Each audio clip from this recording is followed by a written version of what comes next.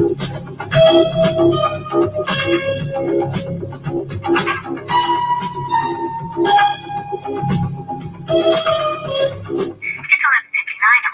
America. This is Uncle Sam with music and the truth until dawn. Right now, I got a few words for some of our brothers and sisters in the occupied zone. The chair is against the walls. The chair is against the wall. John has a long mustache. John has a long mustache. It's 12 o'clock, Americans, another day closer to victory. And for all of you out there on or behind the lines, this is your song. And welcome everybody to our daily gun show. Come to you live every weeknight at midnight Eastern, and we talk about guns for an hour. Let's see, it's episode 1200 something. We've been doing the show for a while, so that oops, the wrong thing. We've been doing the show for a while, so we've gone through a couple of different formats, and we're just doing a live conversation format here for a while, and it's been pretty decent.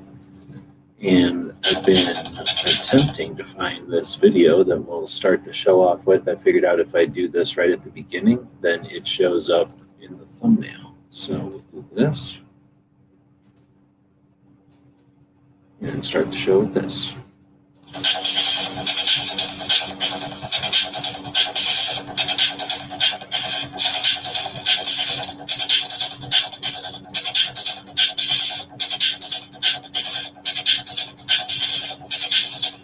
Get everybody all warmed up.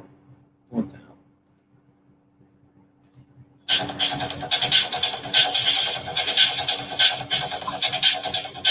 I'm ready to put this on loop.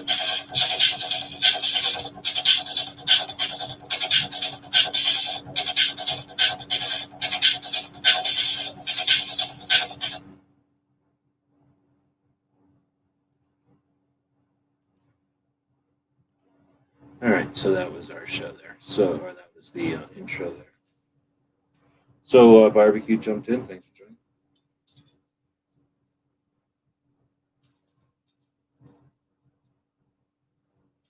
Good evening. How you doing? So we throw links out there, and this is a live conversation, and it's a real conversation about guns, not some kind of flim-flam scam trying to whatever. So anyway, not interested in talking about whatever their jerk reaction to whatever they pulled the strings. We did have a conversation earlier, or there was a show earlier. Can't remember which show it was now, but somebody's show was, I don't know, it was Gary's show maybe? I think it was probably Gary's show. So there was a Gizzard show earlier, and I had asked how many people had been through all the different stuff that people have been moping about lately. Ammo shortages, surges in interest and scarcity, and then regime change, or whatever you want to call it.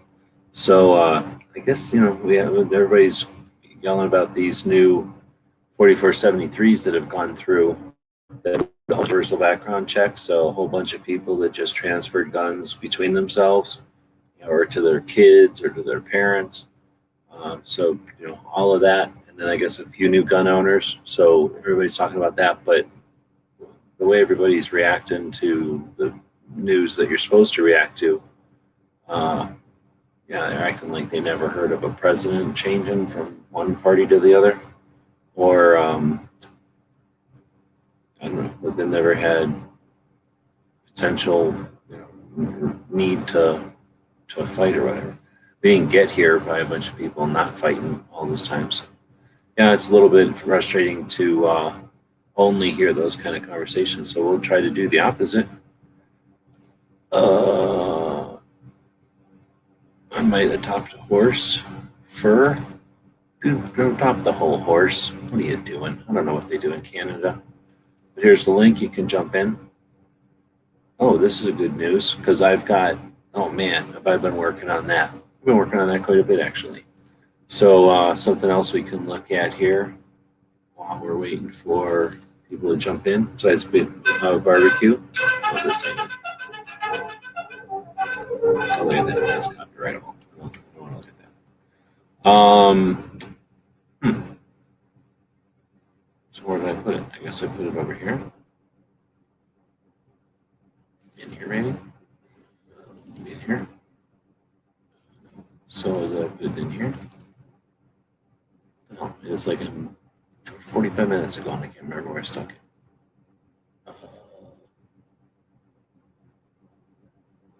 In here? Oh, yeah, it's right here. Boom.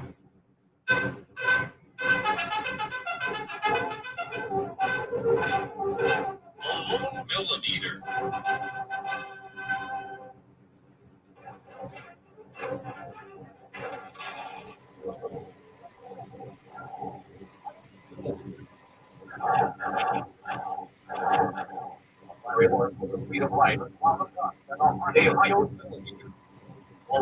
Millimeter.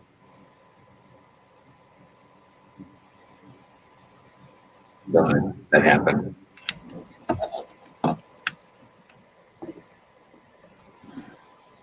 I've been watching the Long Rangers, so I made the number long, right? 9mm.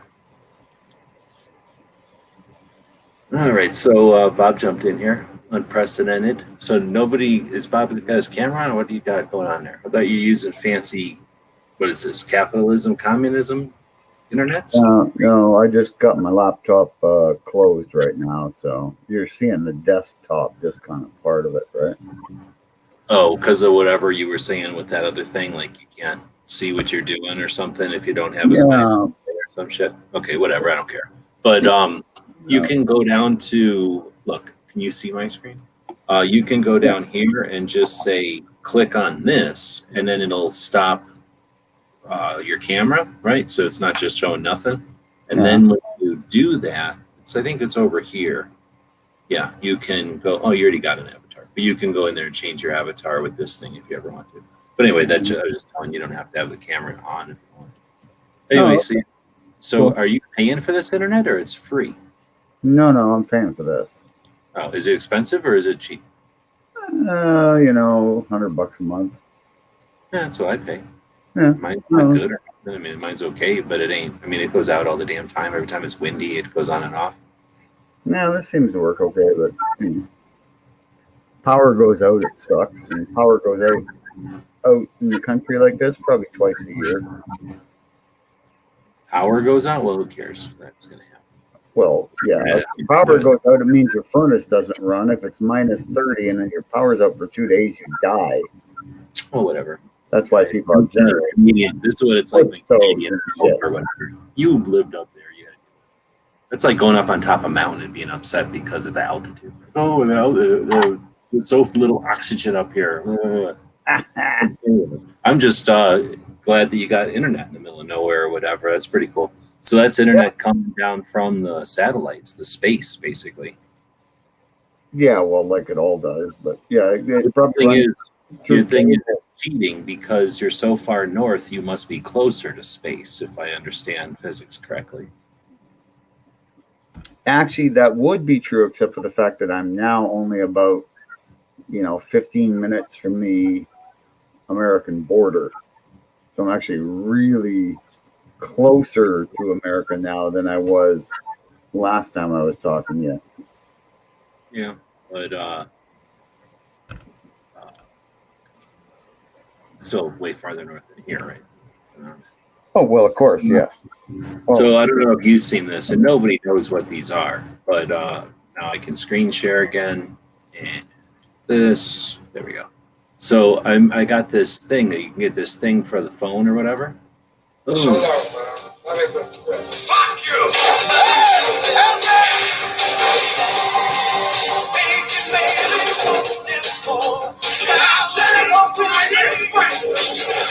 But that's not the guy it was. It's a different guy.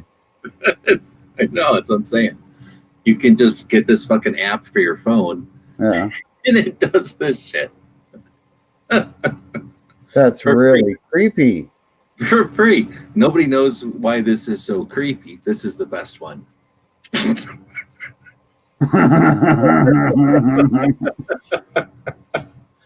Nobody knows why this is creepy, but I took Bob's face and stuck it on all these people. Like, this is Bob. What?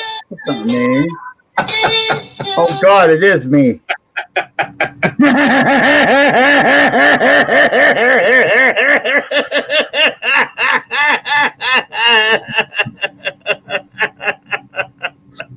Oh, that's funny.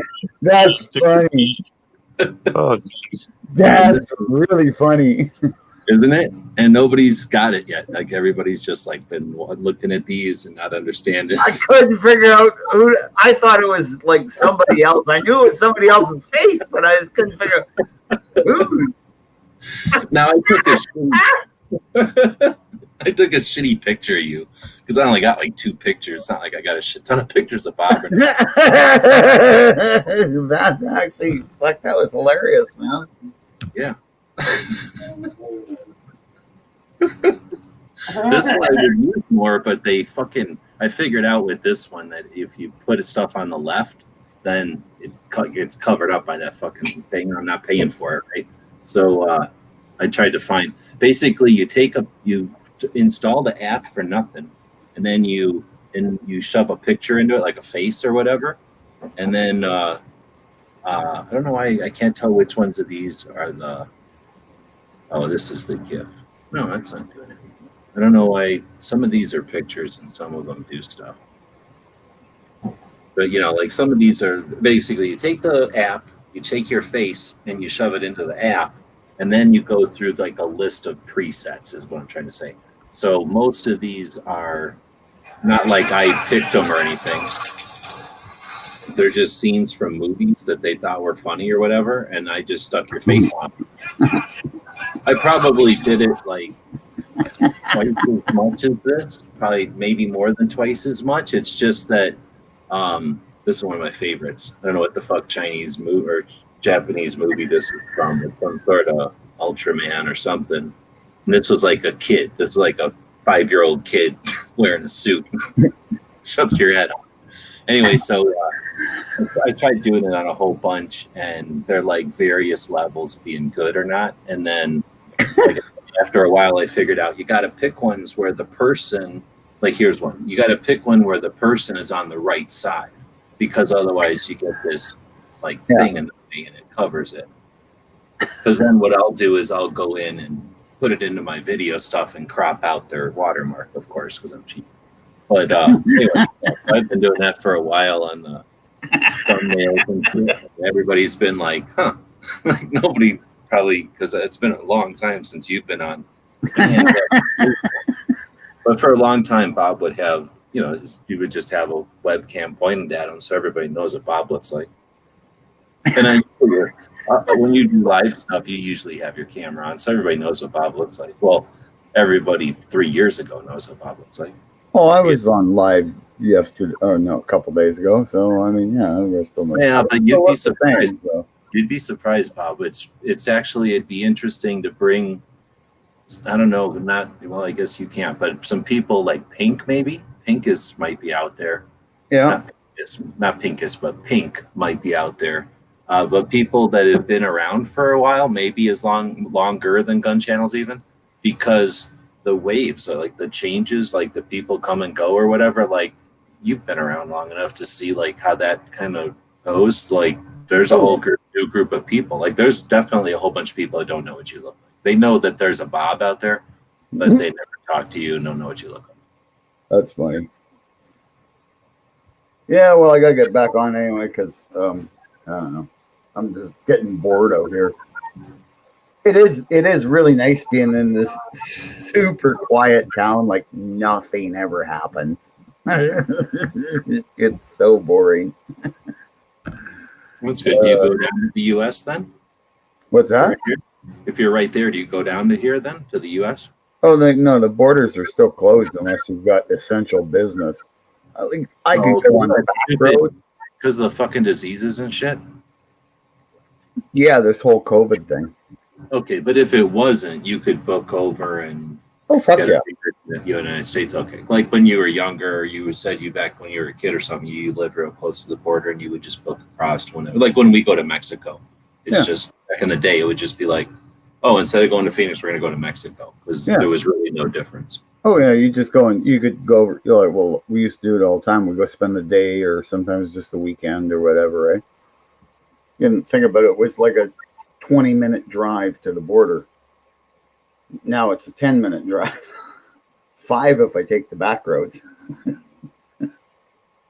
It really is funny. I'm so close to the border. It's like, you know, oh yeah, there's a border crossing 10 miles that way and there's one 10 miles that way. And it's like, yeah, but there's like 25 roads going south here. Oh yeah. But that just goes to other farms on the other side of the border. It's like, oh, okay. Like here, it's just like nobody thinks about it. I guess, you know, technically, if you just have a farm on the other side, you only go over to do that stuff. But yeah, it's kind of odd. Very well. So we got DJ in here, jumped in while we were showing off some of those Bob pictures, and then barbecue's in here. We got a link, so like say when we started, I guess we can take a second. On Fridays, I will occasionally reminisce. So when we started this whole thing in something of 2016, I think I had been doing like a podcast kind of a little bit. Basically, I'd been doing a live show, calling it a podcast and experimenting with putting that on iTunes and shit for real instead of just dabbling, but like, you know, putting an effort into it. And then I think that's when you were down here the first time, like spending the winter or something. And that's when I was like, well, shit, Bob's sitting here anyway. Why don't we do this thing, you know, try to do something and call it something. So that's when we started the first kind of whatever format. And that didn't last very long. And then I don't know how many times we've done this looking back at it. But yeah, we've gone through many formats. And Bob was around with the show for the longest time, I think, than anybody. Being a co-host and being part of the show. And then shit, you'd come down here 2-3 years and then hang out and do stuff, especially with gun channels rocking and rolling. Bob had all kinds of people he could meet up with. That part of the community was awesome, right? You could head towards people. We kind of chatted. Oh, it wasn't too long ago. Didn't you jump in the night that Mika was in here? Yep. So, you know, we had those kind of adventures and shit. So Bob's taken, well, he's part of the gun websites team. So he's taken my projects or our projects international. Well, one of the people that's taken us international, but a big part of it. And then gun channels for sure. You know, a big part of keeping gun channels international. There's some other Canadians, but anyway, so Bob's in here, and then we got DJ, here in Nebraska, and barbecue is in Pennsylvania. Yep. And let's see. So we had a couple of topics from other days that we probably just didn't hit or whatever that we kind of talked about slapping over into another day so we could touch on any of those. Somebody had said earlier, Tim had said, let's find something other than the blah blah. So I was like, yeah, let's do that. And I think he's still awake. He was saying something a little bit ago. And then I had been doing this lately, and I think I'm going to continue to do it. So I started this show this morning, I think, meaning I went into this Duck software, which is what I'm using to run the shows. I don't really have I have an account, but I don't pay for it. I just have several free accounts. It takes 3 free accounts to run the show. So I take a free account and I open up the show on Duck. So on Duck, I think I can do this again. I go in here and I say create a broadcast. And like I say, I need 3 accounts because I do so many shows that I fill up their free accounts. So on this email address, I only have 1. But on some of the other email addresses, there might be 6 different little circles here. So I could pick which channel or which streaming service I want to use. In this case, I'm going with Daily Gun Show on YouTube. And I would just fill this all out and it creates the show both here on StreamYard and on YouTube. And then it's sort of in here just like this one is. Am I still screen sharing? So that allows me, once I start this, see, like I created it this morning. It allows me to then go in and hit edit and edit the description of the show. And I did all that to explain that's what we're looking at here. Is what I've been doing is starting the show in the morning, and then that gives me a place to leave notes, basically. And then these are the videos that I've been watching as I've been working on stuff throughout the day. And then that gives us stuff to potentially talk about. So I started doing this the other day, and I don't think we ever chatted about it, or I didn't focus on it, but I'm going to continue to do this. So this will be like what barbecue will do sometimes when somebody's waiting for a show to start. He'll be like, hey, if you want to go watch my videos, click on this link. So the same kind of thing. Hey, if you get here early, let's say you're bored because all the other shows are literally puppets of the media, and they'll do exactly what the puppeteers tell them. Like, this is what you're going to talk about today. And they will talk about it as if they're tied to whatever the media is tied to. And you're sick of that. And you cannot stand it. And you understand that that system, that paradigm is what keeps that whole fucking paradigm going, right? And we've just dealt with, all of that. So if you're looking for a reprieve from all that, then I'm going to start leaving this up, because as I'm watching stuff, or as I've watched stuff, I'll leave links to it. That'll help link to them because it's valid, but it'll also give us some topics for the show. Plus it gives you something to watch during the day or whatever, or go back and look at it, right? So in this list, we got the Second Amendment Foundation's been doing this thing called a Daily Bullet, which they do 15 minutes interviews, very much like a bunch of other people have done, and now they're doing it. It's Paul Lathrop doing it under the name of Second Amendment, so no idea how the affiliations work there. This is like show number 4, maybe. So he had Amanda and Cheryl Todd on talking about the DC project. And at this point, yeah, I mean, at this point, and you've got to be the same place at this point, barbecue. And hopefully the people that are watching this, if you're watching this and you're new and you can't keep up, then I encourage you to just try to keep up, right? But I'm not putting on training wheels at midnight. So people that are watching this kind of stuff, these two chicks talking about DC project, I guess somebody might be watching that for the first time, but I ain't. And I don't think barbecue is, and most of you ain't. So you know the deal. And now you're watching this with, what do you call it? Like experienced eyes, where now you're watching the interplay. Like you just watched 2, 3, depending on if you got invited to AmCon, 4, potentially 5 virtual events with Cheryl Todd, and like 3 of those with what's her face. So from those virtual events how they performed in 2020. And if you've been watching them prior to that, then you've got all kinds of stuff that you're evaluating their current performance on. So one of the things when I'm watching something like this 15-minute thing is, is that the same 15 minutes? And who are we talking to that we're giving them the same 15 minutes? Like, do we think new people are walking up? We're talking to a different group of people every time we talk. I don't know if you've listened to Alan Corwin over the last decade, but he hasn't changed his station on the radio, right? So once you've listened to Alan Corwin, you've listened to Alan Corwin. There's a couple other people like that, right? That's what I'm looking at when I'm listening to something like this. People I'm totally familiar with, and the project that they're talking about, I'm totally familiar with. I'm listening to how their message is evolving, how the question is asked to them is evolving, like how the interviewer, the interviewer representing a 3-letter organization that at this point is diverting. How much money did the NRA make with 5 million members, the largest organization for Second Amendment rights? They're going to take that, and GOA is going to take it. Does anybody else even know any of the other organizations that's from the NRA? They're lucky if they know the GOA and the SAF, right? So SAF, they're the 3rd biggest organization we got, unless you want to count them as the 2nd biggest organization we got. It kind of depends on how you rank them. And they're putting out something that takes 15 minutes every single day, and it's the same message that has been put out or is it the same message? So that's what I'm looking at it. I'm not just looking at it like everybody gets a pat on the back because they said their speech again today. We just dealt with a situation where it's frustrating and it's going to demoralize and it's going to give people excuses to have apathy. And there's going to be a bunch of people that leave the scene. Like I was just talking about, people come in waves and they stick around for a while. If we win, people stick around for a long time. If we have good times, people stick around and buy shit and act like, they got to talk about what they're going to buy all the time.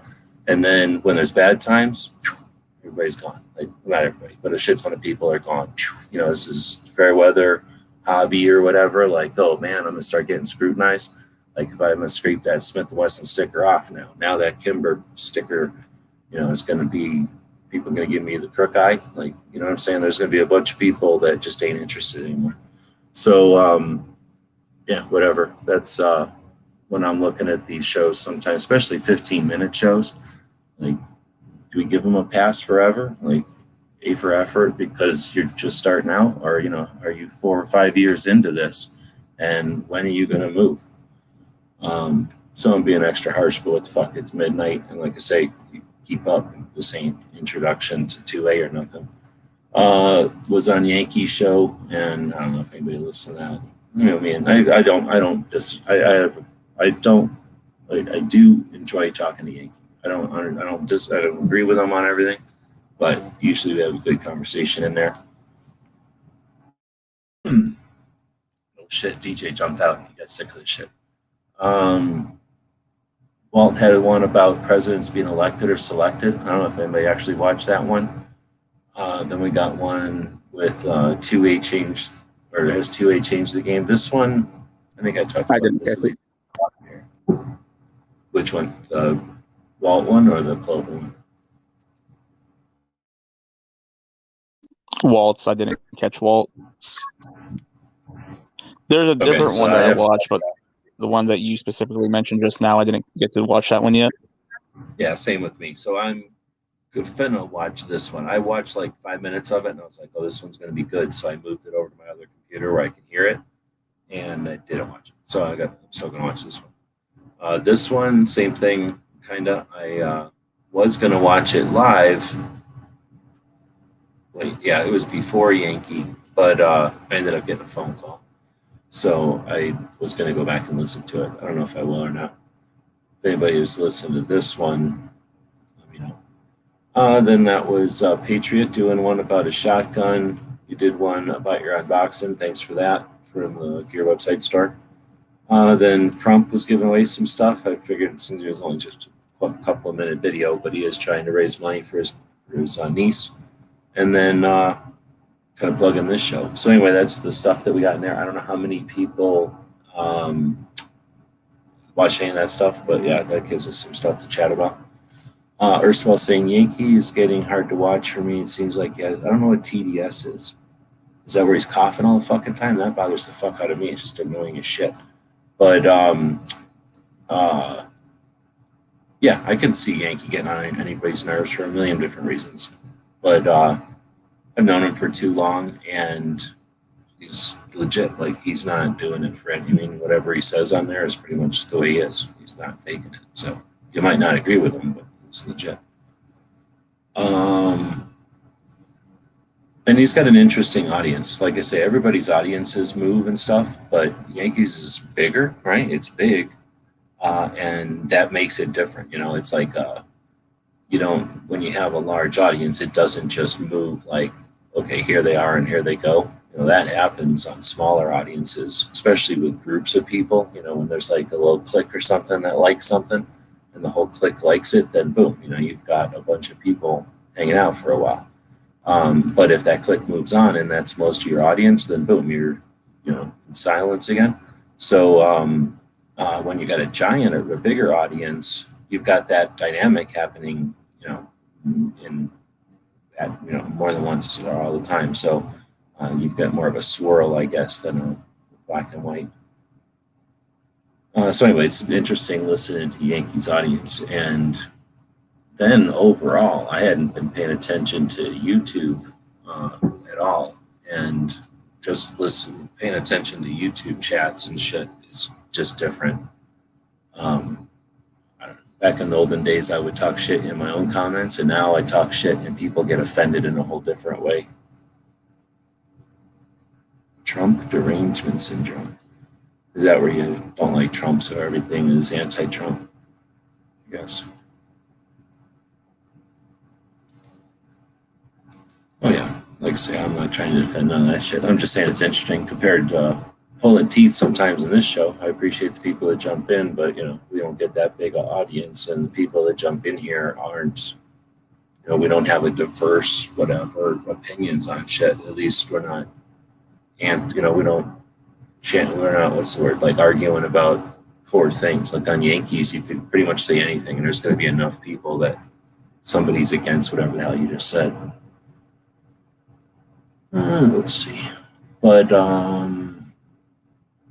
anyway, so I just read off a bunch of shit. Anybody else have any other topics? DJ was in here. He usually has some topics. I don't know if his internet's going bad or if he just refuses to be on a chat with a Canadian. That could be. Or he got sick of me talking about that I insist on challenging other 2A activists to not just be fucking repeats of the same old audio cassette that they recorded off the radio in 1994.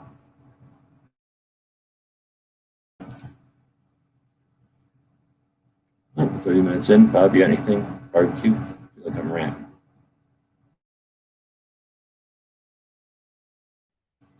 Everybody's muting this one and watching the So I had show. a thought earlier today. I don't know. Can you hear me? Yeah, there's just a weird lag is all. So when you start talking, just keep talking. Don't worry about. I was gonna slide, but everybody's worried about Biden and Harris if they win this, doing the $200 tax stamp thing on semi-autos and magazines and the whole 9 yards. So my idea that popped in my head was, if it were to actually look like this is going to happen, which I don't think they got a chance in hell of being successful with that, but if they did, everybody says, it's about compromise. So what if we say, fine, we'll compromise, but then you take short-barreled rifles and suppressors off the NFA?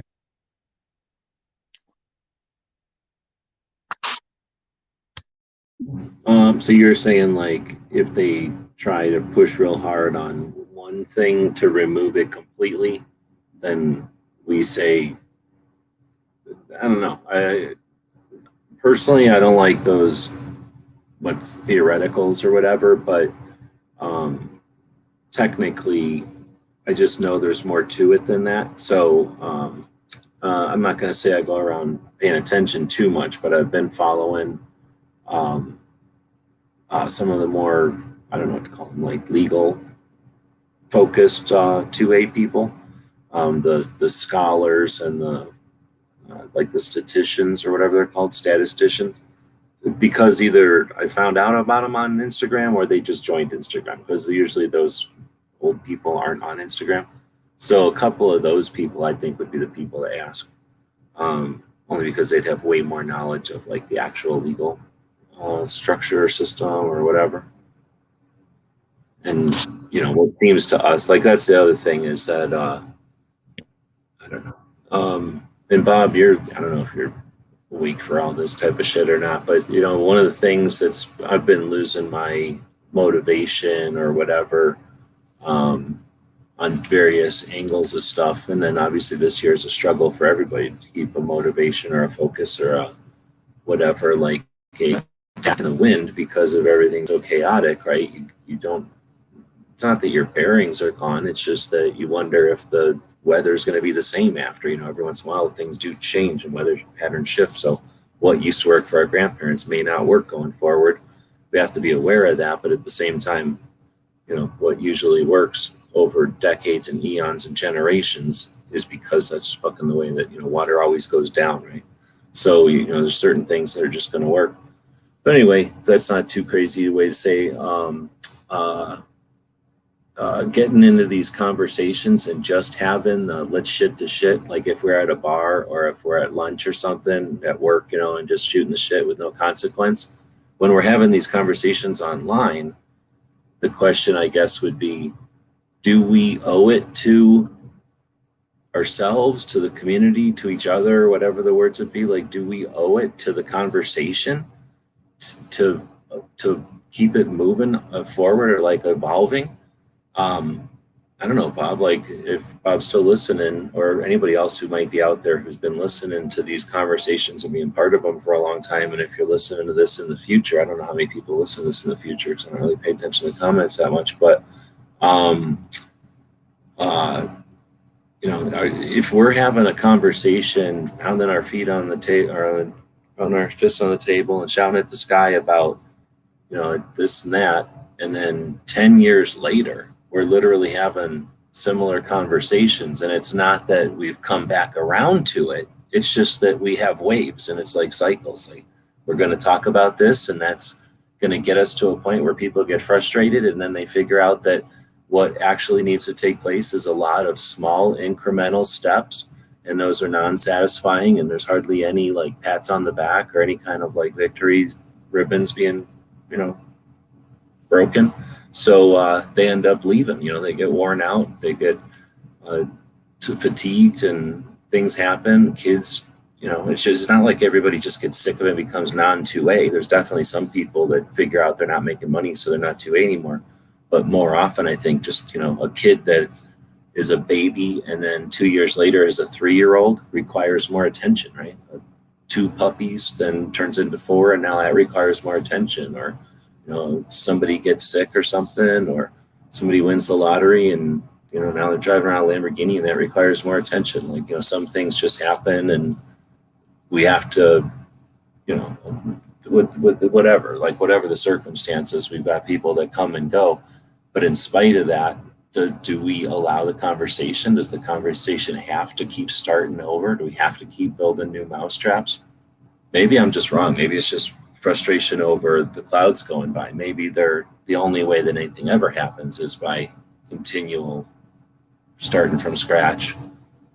But I don't know. That's a lot of questions. I don't know if anybody's still listening, or you guys. Yeah, I'm still here.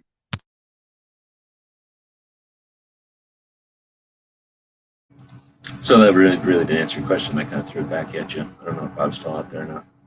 But yeah, the question would be like, do we owe it to the conversation to evolve, to have it evolve, or is the way that you keep momentum going is the way that we had the positive consequences? I don't want to keep pointing at 2013 because that's just the big one, but there's all kinds of times when we have successfully worked together, or we've had positive results from working together. And is the set of circumstances that created those smaller, you know, those multiple events, is the what created that, the idea that conversations keep going over and over, that conversations, you know, will eventually start from zero and go to that point, and then, you know, get to whatever the, I don't know what the word is, like the peak, you know, whatever the peak can be. Like at some point we all want no NFA, but, you know, what are we going to do? Shake the no NFA out of other people? Like, that ain't going to happen. Like, you can only do so much. And when you get to that point, you have reached it. So there's going to be people that go, okay, now I'm going to go work on healthcare or something, and I'm going to go do some other area of interest, and then they leave, and then it's up to somebody else to take the reins. I don't know if DJ's been hearing any of that or what, but again, that's kind of the Bob, I would think, because at least I'm asking the question of somebody like a Bob who's been around for, I don't know. Bob started coming to Arizona in 2015. I know he'd been in the conversation since the beginning of Gun Channels and before, so I don't know how long he's been aware of what's going on out there. But I know I've certainly been chatting with him longer, or as long as Matt and Yankee, just about. Yeah, I have been listening. Had a little bit of internet trouble tonight. But do we have to keep going back to zero? No, but it would be nice just to offer summary. So this was brought up, and then we talked about this, and it's developed into this, and new social developments bring us to this point in the discussion. And additionally, everyone has their own pet projects within 2A. Everybody has their own interests and skill levels, and so get in where you fit in, and from there, everybody should be informed enough to initiate the fresh, version 2 of the conversation, and it does need to just continue, and we can perpetuate it if we continue to express and inform. So I do think it's important always to offer a summary, especially for anyone who's new to the conversation, just so they have a better chance of having appropriate perspective. And we tend to do that in Daily Gun Show, which is good. So people need not feel that they are adrift on this ocean of information. So yeah, it's I think that we promote that here. I think that we should continue, that we should promote it outside of our daily evening discussions. So has anybody been able to do that in the last couple of days, bring people up to date on what this part of the community is thinking on? I've been doing some posts on social media in order to encourage that.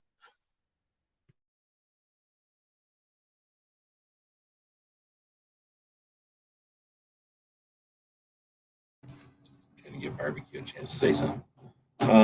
Yeah, I mean, I actually had some chance in real life to chat with people, and that was valuable, I think, because I don't chat enough in real life. There's just not an opportunity anymore, especially with the artificial barriers, but just, all the other stuff that goes on with everybody's personal situations or whatever.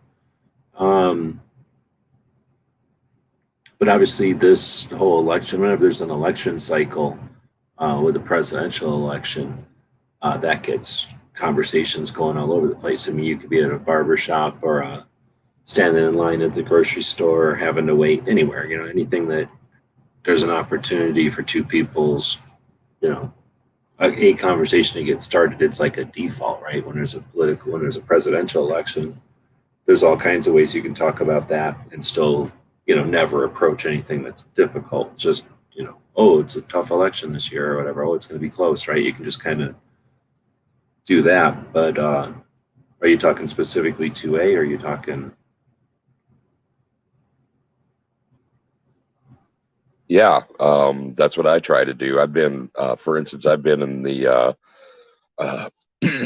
post office here, picking up packages a couple of days a week for the last couple of weeks, and standing in line there. They actually don't have you standing 6 feet apart. It's they have these stickers on the floor that are kind of ubiquitous now for placeholders for your feet, and they're about 4 feet apart. So the ability to strike up a conversation is easier, I think, because of that. People are much more situationally aware while they're there, which is also good. And because I like to go in the afternoons after I wake up, I see a lot of older customers, and I helped one woman fill out a request form one day, and I've helped carry packages out and picked up keys that this one woman dropped, and at each turn, and particularly on the second, and I was there on the second, I've said, I've introduced myself and said that I'm there to pick up packages related to one of my interests, and I wonder if they are politically active, and do they know about the issue of the Second Amendment in this election, and as a general citizen. And some people have been really open, and others have just said, well, no. And I say, wonderful. Participate. You can participate in the conversation. I throw out to people who I think might be YouTube literate that there's an opportunity every night around bedtime or after the evening news to see what some of the folks that I have a lot of respect for are offering a forum to discuss, and that you can join by voice or by typing in the comments, And some people have said, well, I'll check that out. So, I expect them to be lurkers more than anything else. But when I see the number in the chat room sometimes, and we do that sort of roll call thing where, are you still listening, or is that person still out there? I wonder if some of them are just a little reticent about joining in. And someday I hope they return. I hope that they return if they visited. And this is a friendly forum. So yeah, you provide the forum, and we can provide some of the traction. So yeah, 2A for the most part. All right, so you brought up a bunch of points there. If you guys, well, I guess Bob left. Canadians can't handle you on very long. I don't know how long his communist internet lasts, but whatever, he jumped out. It didn't sound like he was connecting very good towards the end there anyway, because I don't think he was falling asleep, but I think he probably was just out bad internet. But anyway, you're welcome. Jump back in, Bob. I'll keep throwing the link out there. But or you can jump anytime you want, of course. But you brought up a bunch of different stuff there. So let's see. So starting with, we just had Bob in here. We kind of reminisced a little bit. This show is 1,200 episodes in or something. So, there's only 5 days a week and 20 days per month. So whatever, there's probably no way to do the math, but whatever 1,200 divided by 20 is how many months, right? The show's been going on, I think. That was the right way to do the math. But anyway, it's been going on for a while, and the format has changed. And 2016 was, I guess that was a political year. I don't really think about the political stuff so much because, my goal with sharing our Second Amendment isn't to share our Second Amendment to anti-gunners or to share our Second Amendment with any kind of political qualifier. So my goal is to share the Second Amendment. And I guess over time, over the almost 20 something years I've been doing this now, you have to understand that after doing it that much time, you don't get to ignore things like political elections and the cycles of that. You don't get to ignore the fact that people that are interested are going to not be consistent through the whole time, right? Things are going to change. And now, I'm still discovering things that are, that are part of this whole thing, that are, I guess, made clear over time.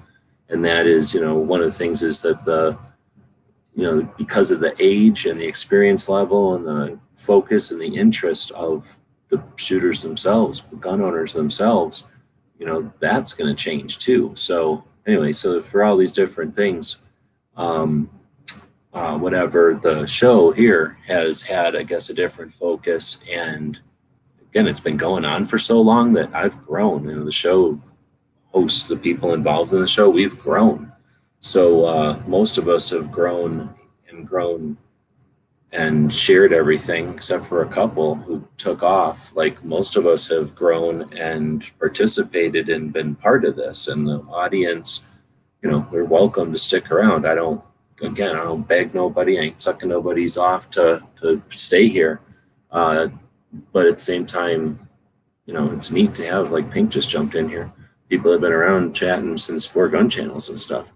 There's lots of community here. And I wouldn't be doing this show because I don't do it for the money. I said it all the fucking time. I don't do the show for the money. I don't do the show for the popularity or for fame or any of that kind of crap either. I'm not holding this show over anybody. I don't, try to get guests in here by acting like our show's so tough. Our show is just better than other shows because we don't bend to the whims. We're not tied to the puppet strings, right?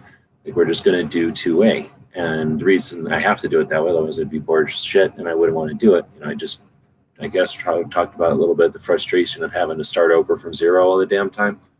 So I guess that's what I'm blathering on about, is that some of the stuff you brought up there, DJ, was or may not apply anymore, I guess. So going forward with this show, I've been talking about changing the format up, and I guess all of that was with the general assumption that Trump would be continuing to be the president and that there'd be a reason that Trump was the president is there'd be a kind of consensus or majority opinion that firearms leave us alone, but a very, very close election, federal election for somebody who, even though it didn't come up in any of the debates, and even though we all sat around, I'm pretty sure I could say we all sat around thinking that guns weren't going to be a thing, right? In this election cycle or whatever. I don't think that's the case going forward at all. Like, we have I don't know, an obligation, but we have a situation where, you know, we're about to have a president who fucking ran around being as rabid against guns as you can get. And I didn't keep this show alive on life support for the most part, you know, phoning it in at times and, you know, having some fun, but, you know, keeping it a real show. I never sold it fucking out, and I never, you know, put it on autopilot. I'm here every fucking night chatting with y'all. But I would, again, I'm only doing this show for what I feel is valuable or useful. I would point this show more towards, I don't know what to use as an analogy, but it certainly isn't going to be welcome to fucking guns. You've never had a gun before. Let's talk about how to point it and shit. I don't give a shit. There's a ton of people that are chomping at the bit to do that, and they're doing it at all different levels. Barbecue's kicking butt just doing introduction stuff. So I ain't even interested in that. And I am frustrated as hell that we're in the position we have now, considering the resources that we've had. And, you know, I can't say it enough. Fucking spinning their wheels for how many fucking years? Like, when are we going to have the advanced course in kicking the shit out of shit as 2A ninjas? And that's where I'd rather take this show. And if that takes it, like, to a place where most, you know, fly by night, do whatever the media tells us, or do wherever the stream is going, and I don't even have paddles for my canoe. I just get in the social stream and, you know, try to succeed by mooning everybody, or showing my boobs, or buying more guns than anybody else, or whatever the fuck else has been working. You know what I'm saying? Like, fuck all that. I'd rather be the ones that have fucking, what's that thing called, where the seals drive around in Nam, that inflatable boat. Zodiac. I'd rather be in a fucking Zodiac with M60 up front with like 3 people I know can kick ass, and that's where I'd take this show. So I hear what you're saying, that you're, you know, encouraging people to be 2A and stuff. I'm just saying, maybe not pointing them at this show at midnight, because if it gets crazy, I'm going to be more ornery and interested in getting people to get into the advanced course of shit than, and if beginners want to get to the advanced course like Walt, I wouldn't even be considering this if it wasn't for people like Walt, right? Who's basically a beginner jumping right in, you know, at a level that most people should be embarrassed that, you know, he's jumping in at a level it's 3 times more than they've even tried to experience as far as, you know, getting 2A across to other people. But anyway, yeah, I don't know if that's a lot to take in or if that offends anybody, but anyway, I just didn't want to, I definitely don't want anybody to think like, hey, this is a show to bring your, maybe your young niece who's trying to get into competition shotgun shooting too. If she's super pro 2A and she's ready to fight also, then maybe, but, you know, if she's just coming in to ask about what fucking shot to use for 5-stain clay or whatever, you know.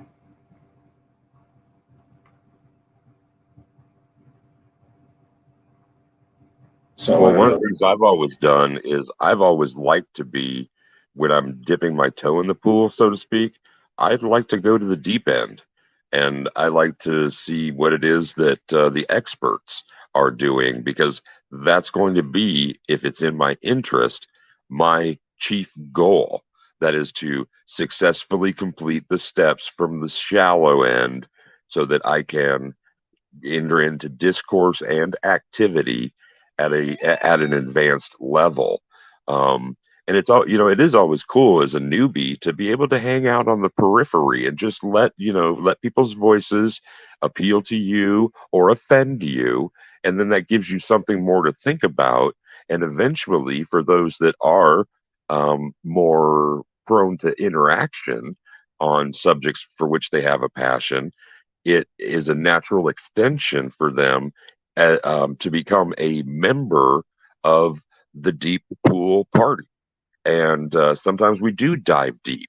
And I don't think that, I mean, I understand that we're all kind of ninjas or ninjas in training, but it is the in training part that I guess I really wanted to touch on there.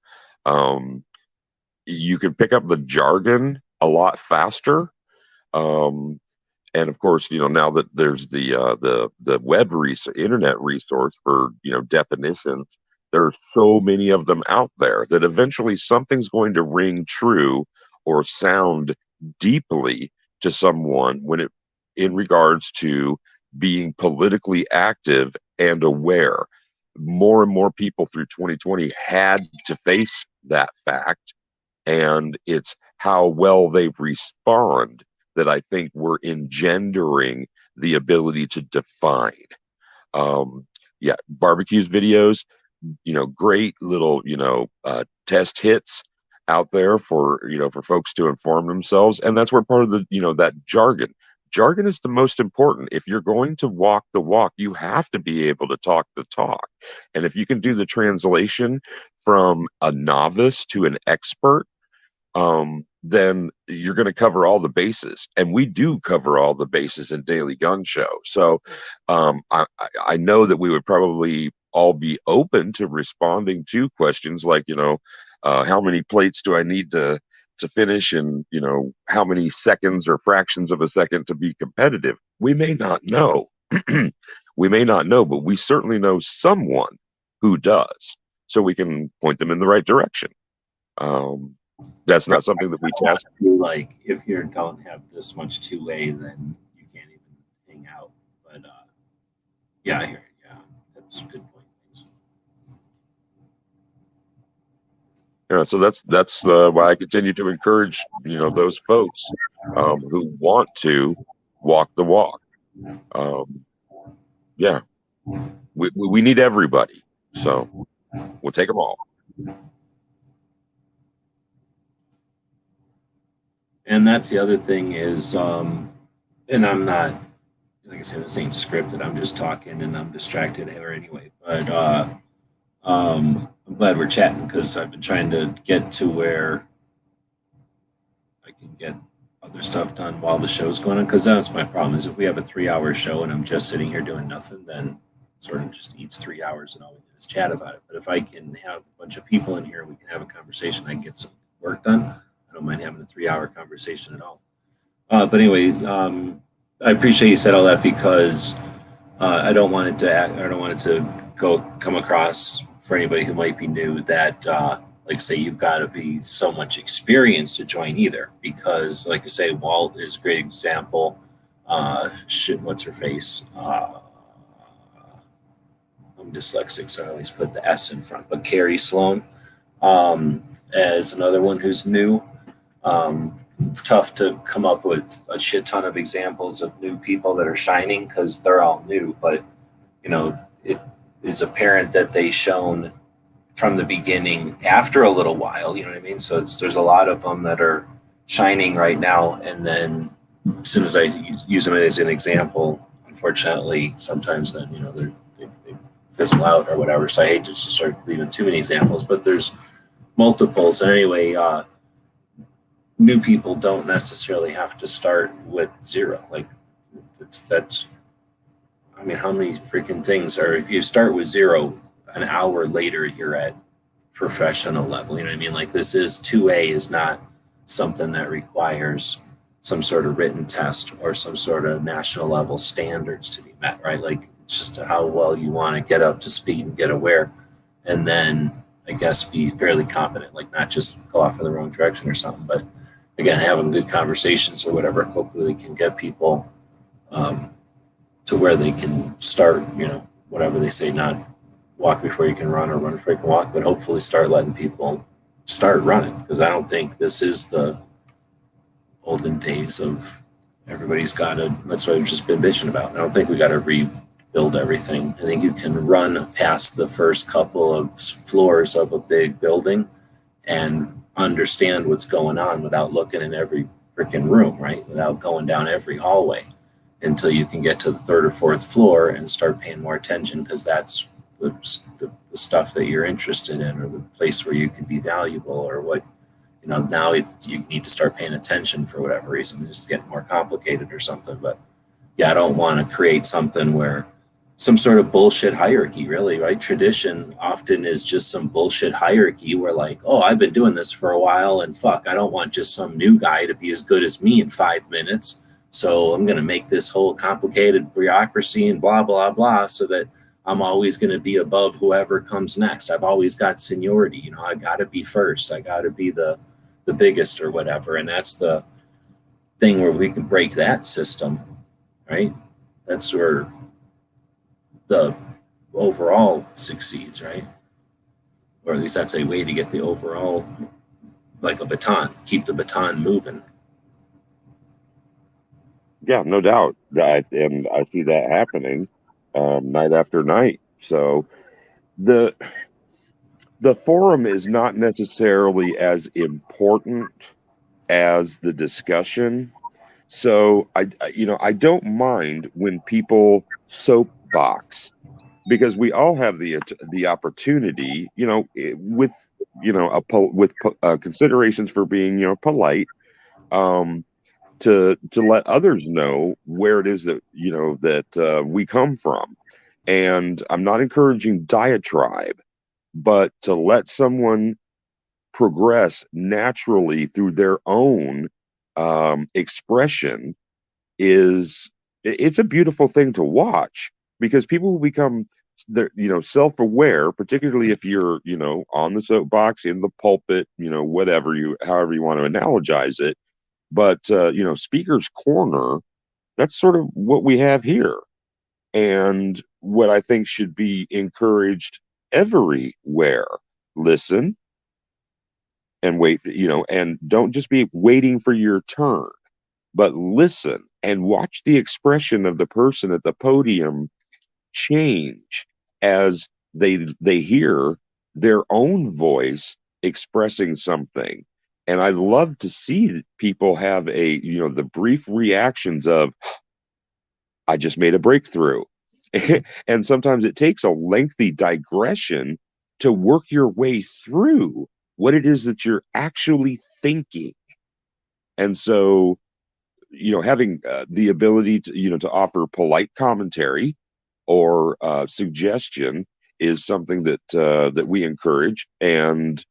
But we don't want to suffer fools gladly, but we want them to migrate from being foolish to being informed.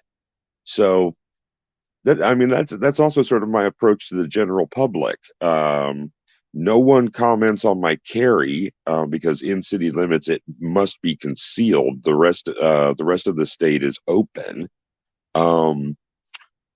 But like if there's some part 2A swag is something that I have on more just more than just the second of the month.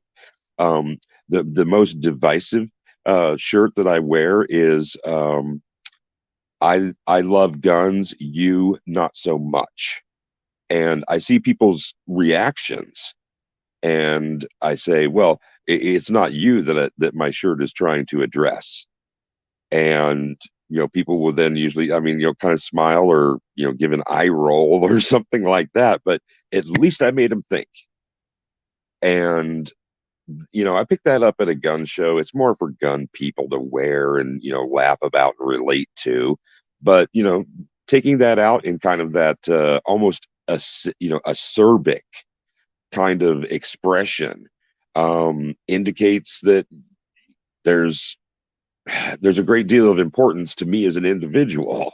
So if everyone's facing signs on the doors of businesses with the the Beretta 92 profile and the international no slash across it, if they see that without something related to that without a big red international no sign over the top of it, they're more open to trying to interpret what it is instead of just having an immediate reaction to no, disallowed, verboten.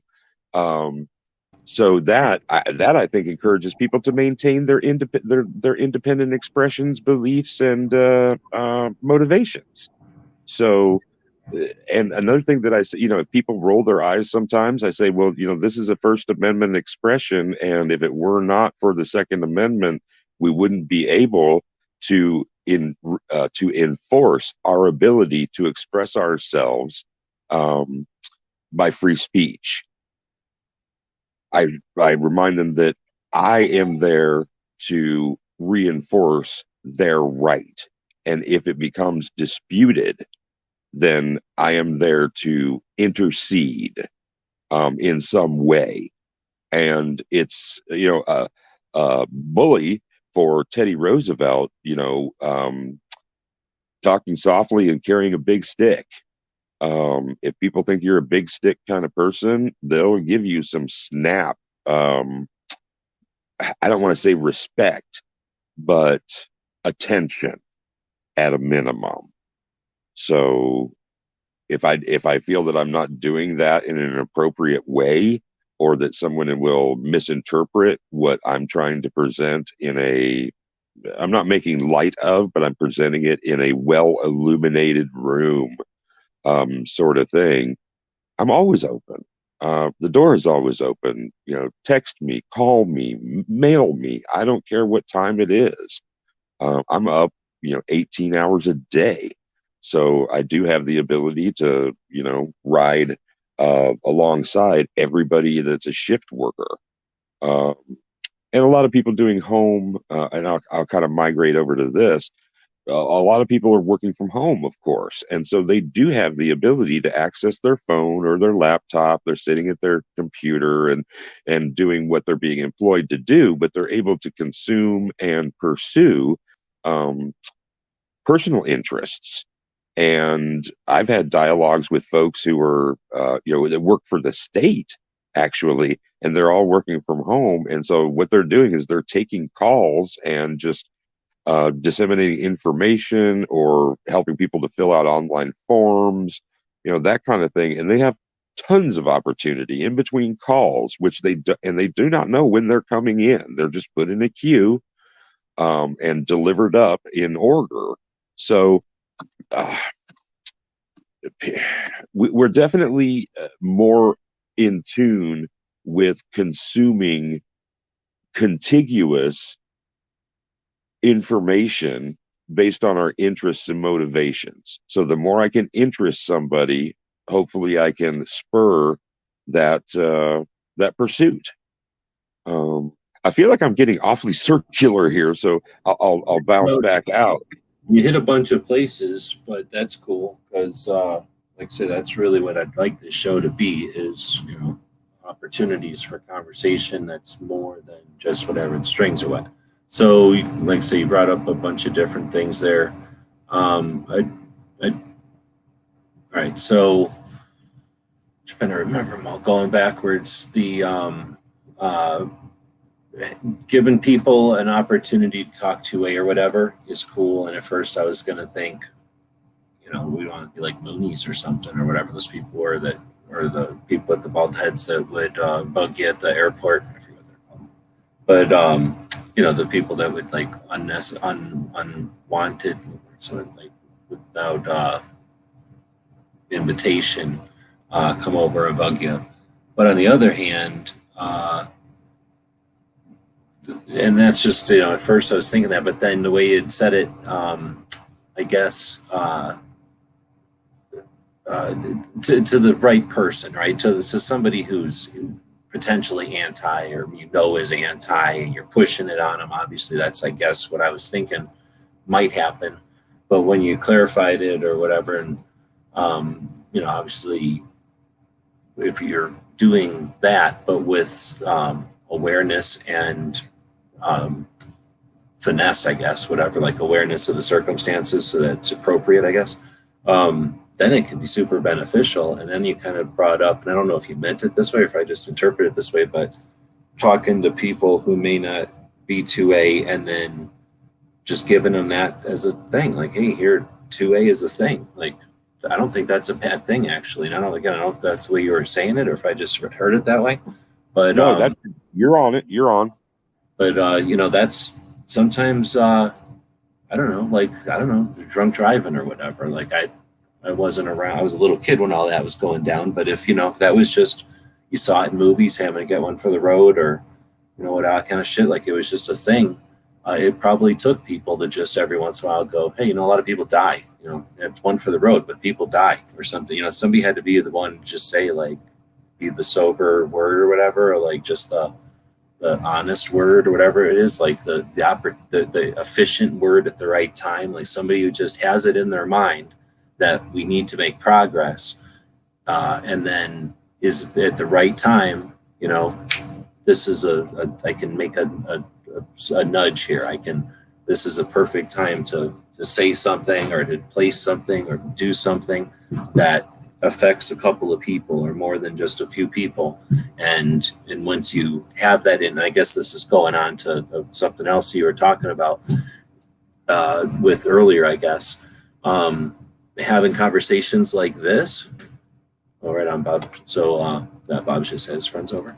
So having conversations like this gives us, just like what we're doing, the opportunity to talk, where you can have all kinds of great information in your head. You've heard other people have some great information. You've heard two different people go back and forth, and it was great, and you heard it, so you have it in your head. It's there, but being able to lab it out isn't something that just happens. At least not for me. That you have to say it a bunch of times before it makes it easier to say it. So having opportunities to actually have conversations that matter, and not just, oh, I heard we're supposed to be mad at so-and-so because of such and such, and here's the example, and I want to say it now. Like, oh, now it's my turn to say the same fucking thing. And oh, now I'm going to say it, or I'm going to say it louder. I'm going to say it the other way. I'm going to say it this order, but I'm going to be mad at the same thing about the same reason and for the same justification, right? Like, that's a different kind of echo chamber, and I think that's when people get sick of it. But the ability to get your point across and to have people who give a shit go, okay, yeah, I got what you're saying, but here's a better way to say it, you dumbass, or here's a better way to say it next time, or here's a better way to say it to my grandmother or something, right? That's where you get a bunch of people with this in their head. And that's when I think of, like, there's a couple of comedy movies, and then it happens in real movies, like drama movies or something, but there'll just be like that perfect time where there's a bunch of people witness something, and then like the one person starts the fucking clap, right? And then it just applause, and it was the perfect like opportunity. The person knew that it needed that spice, and then it was, everyone came in. It's that kind of thing, right? If there's somebody that's just aware that like applause is a thing that, needs to get started sometimes because it's appropriate, or it's respectful, or whatever the fucking situation. If there's somebody out there going 2A is important, and it doesn't have a politician that is its hero, it doesn't have a call sign or some fucking little hashtag crazy thing that gets it going, right? It just needs a whole shit ton of people that just think about it and are willing to every once in a while throw something down. And that's where, I don't know if you were going for that either, but that's what I got out of that is, I think that's what I'm looking to try to figure out how to do again next time. I mean, I've tried this before, and it's been successful and unsuccessful in different ways, but getting people together who have that interest so that we can get better at it. Again, I'm assuming it's going to go down to where we got what's his face as fucking president for however long, and blah, blah, blah, which means what? Fight against apathy, fight against whatever the fuckers are who are like the I told you so, let's get ready, but I'm not going to do anything. I'm just going to act like let's get ready for blah, blah, blah. Like, but whatever the easiest non having to do anything route is, and then everything in between, like that's the real battle. The antis, they're coming at us with the same old tactics. It's just, we're going to have a different set of resources, and holy shit, we're not going to have the same, it's certainly not the same battle. I mean, whenever we're going to go pick up all our swords and armor and shields and shit, it's going to be a bunch of different people picking it up. And every little kid's going to pick up the sword and shield that his grandpa used and go, I don't want to use this. I got to use this fancier one that I got sold by fucking Mr. So-and-so off of YouTube the other day. Or the one that I seen in a movie, or the one that the video game did, or you know, whatever. Like this one's got special engravings on it, or this one's got a snarky little remark on it. So I'm going to use that. The fucking one that Grandpa won 2 wars with, fuck that one. This one's got a little snarky remark. This one, me and my other little friends know that it's a slight at something that we don't understand from, you know, like our big brothers. Fuck, like, okay, if that's your qualification for a gun, I guess we're going to see if that if that defends liberty, but more than likely it will, right? Guns are pretty simple. Anyway, that went all over the place too. So barbecue, it's your turn. You got to go like at least half an hour to keep up. If this was the other thing, the tube, there's a thing on the tube. If I go up here, this thing just tells me that there's 11 people. Now I can click another button that I'm not going to show you, and it'll show me who you are, like that person that just left. I'll get their phone number and their email and everything. I'll just click that button where you don't see it. But if I was on GunTube, this would tell me like how many minutes I've talked, how many minutes DJ's talked, and like 1 minute for barbecue talking because he refuses to talk. He shows up for the paycheck. Yep. He's here for like the green room and a buffet back there, but he ain't talking. You have great food. I can't help it. Bacon buffet. But anyway, feel free to jump in. Flimsy bacon, crispy bacon, all kinds of bacon. This is a conversation. Canadian bacon. No Canadian bacon, Bob. But no, going back to what I was asking before, it wasn't so much about starting at 0 again, but more so using it as a deterrent to make them maybe back off of that idea if it was looking like they'd be able to get it through or something. Because I remember, it was a couple of years ago now, but what's his face with the GOA, I was watching him talk about there was some bill that they were trying to block, so they kept throwing national reciprocity into it, which on one hand it annoyed the shit out of me because I'm like, so you guys are just using national reciprocity as a chess piece to block other shit, and we're not actually making a push for it at all. But at the same time, I was like, well, it's nice that we have this trump card, no pun intended, where we can block bad legislation and make anti-gunners kind of back away going, whoa, that's what they want in exchange for us to get this. We'll just forget it. I hear you. And that's where I've only occasionally, I get frustrated because I'm still trying to map it all out. And whenever I find out about a new branch or a new avenue, it just gets fucking frustrating because you have to keep track of something new. But I have talked to people who will get into that. And that's like, I guess that's the 4D chess that some people will, you know, of course, scoff at and suggest that it's, you know, that's 4D chess. You're either, some people will say it's all 4D chess and that's why we can never win. Other people will say 4D chess, you're bullshit. It's all checkers and you're the one trying to create complexity where it doesn't exist. But in real life, yeah, there's you know, the major players out there aren't in lockstep. We're not Borg. Gun owners are not Borg. So we've got major players with major initiatives, sometimes competing or attacking the same phenomenon, the same issue from different tactics, or I don't know, you know, there's too many different permeations. A lot of these organizations have hundreds of lawsuits in different steps. So, you know, when people allude to stuff or talk about things, there's all kinds of situations going on out there. But as far as trying to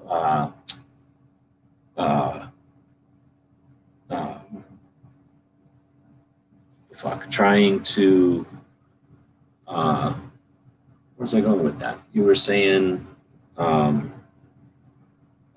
basically I've listened to, I've asked questions and been, you know, answered with this, but there are definitely, like, let's say national reciprocity and hearing and the Hearing Protection Act. Like you say, like those are chess pieces or chess or checker pieces or whatever the fuck you want to consider them, like weights on a balance or something, you know, but they're definitely, some things are put up as like, what do they call it in sports? Like a Hail Mary, is that the right word? Like something that they hope might happen, but there's no guarantee. Like I'm just throwing it out there just in case. You know, there's that kind of shit. There's stuff where like people are super like, you know, like this is important for this segment of society and you don't know it, but it's super critical and it's going to benefit everybody. So they're driving their thing. You know, so everybody's got different initiatives. They're looking at them from different ambitions and stuff. And then sometimes they work with each other and sometimes they don't. And again, I'm just being real vague because there's so many different things going on out there.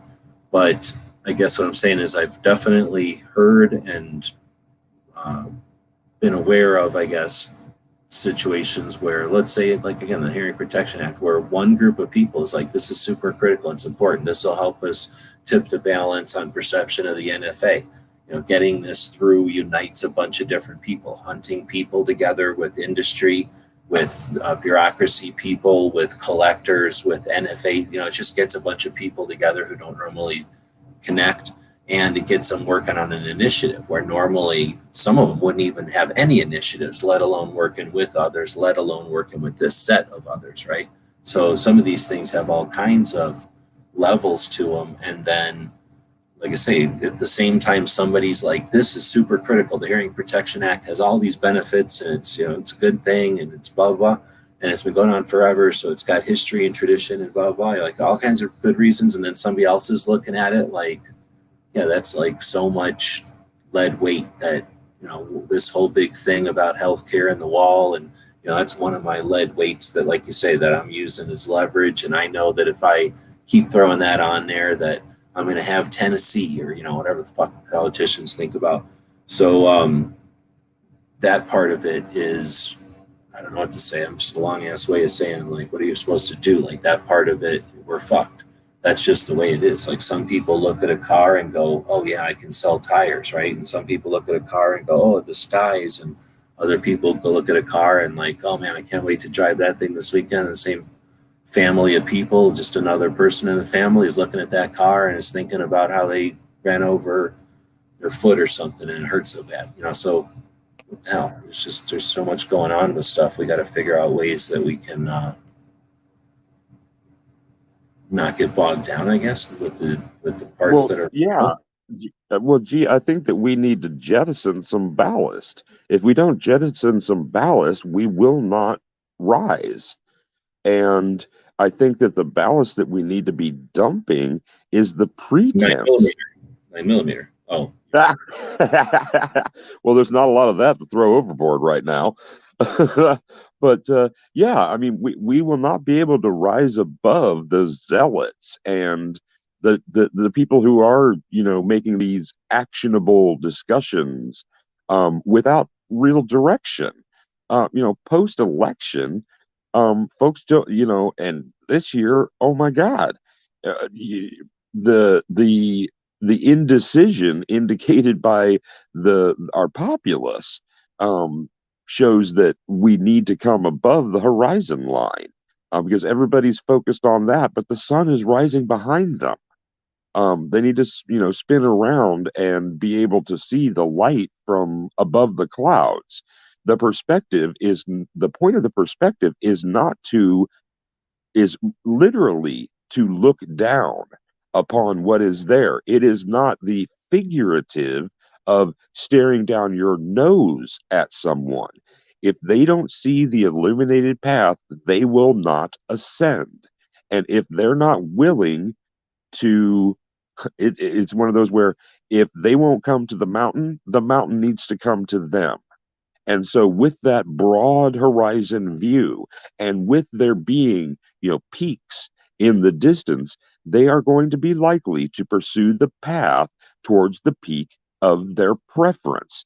If we allow them that track and we don't shoot them down with anti-aircraft or something like that, they will rise above.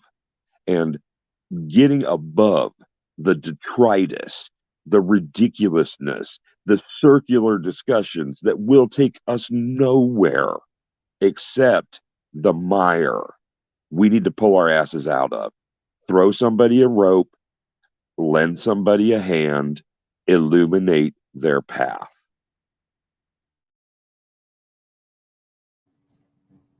Yeah, and there's no way to require or force or get that in front of everybody. So I think the only thing you can really realistically do would be do that, and then keep doing it, and then not do it in like a Discord server where no one's going to know about it.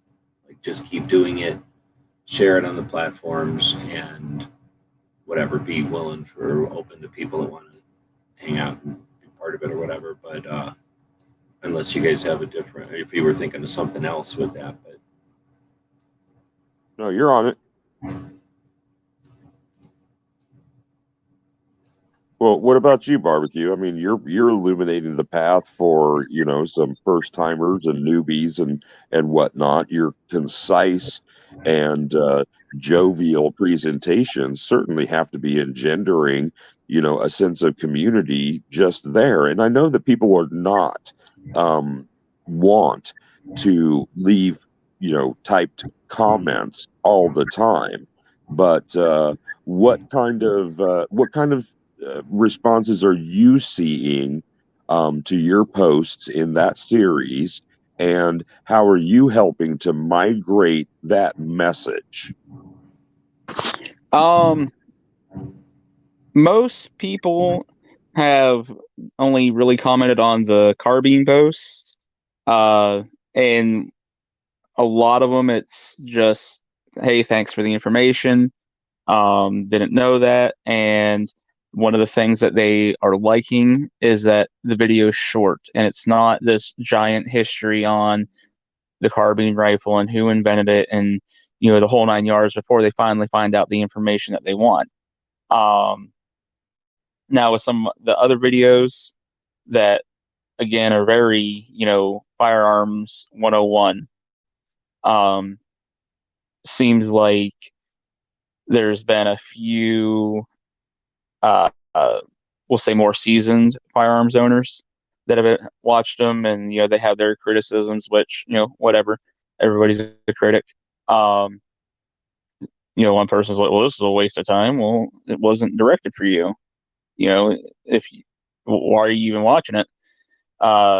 Then there's people that want to argue over semantics and things like that. And again, I wish I could remember what the example I'm trying to think of off the top of my head, but I would have to go and try and find it. But that kind of proved my point there on why I'm kind of doing this series, because I remember what it was now. It was that revolvers aren't considered handguns, and I was like, one, that's going against what my video just said, but two, revolvers are handguns. It's just a revolver is a specific type of handgun, just like a semi-automatic pistol is a specific type of handgun. You don't sit there and say, well, a semi-automatic pistol isn't a handgun because it's a semi-automatic pistol. No, it's just specifically that's what it is. Just like a revolver is specifically a revolver, but it's still a handgun.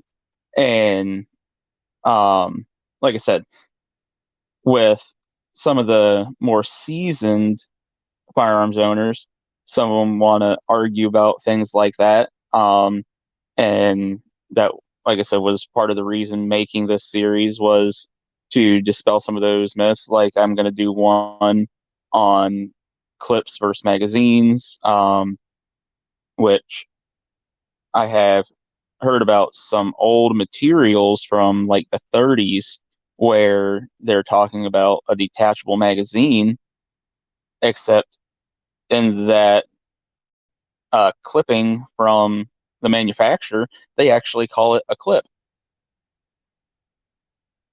But this is, one of those hot button issues that we would deal with today, where you got the snarky guys in the gun shop that are like, oh, you can't call that a clip. That's a magazine. You don't have the proper nomenclature and you're dumb. And I don't like how that, I wouldn't say necessarily forces people out of the gun community. I mean, but if it's somebody that's new, marginalizing them like that, I think, one, leaves a bad taste in their mouth and pushes them towards that door at least.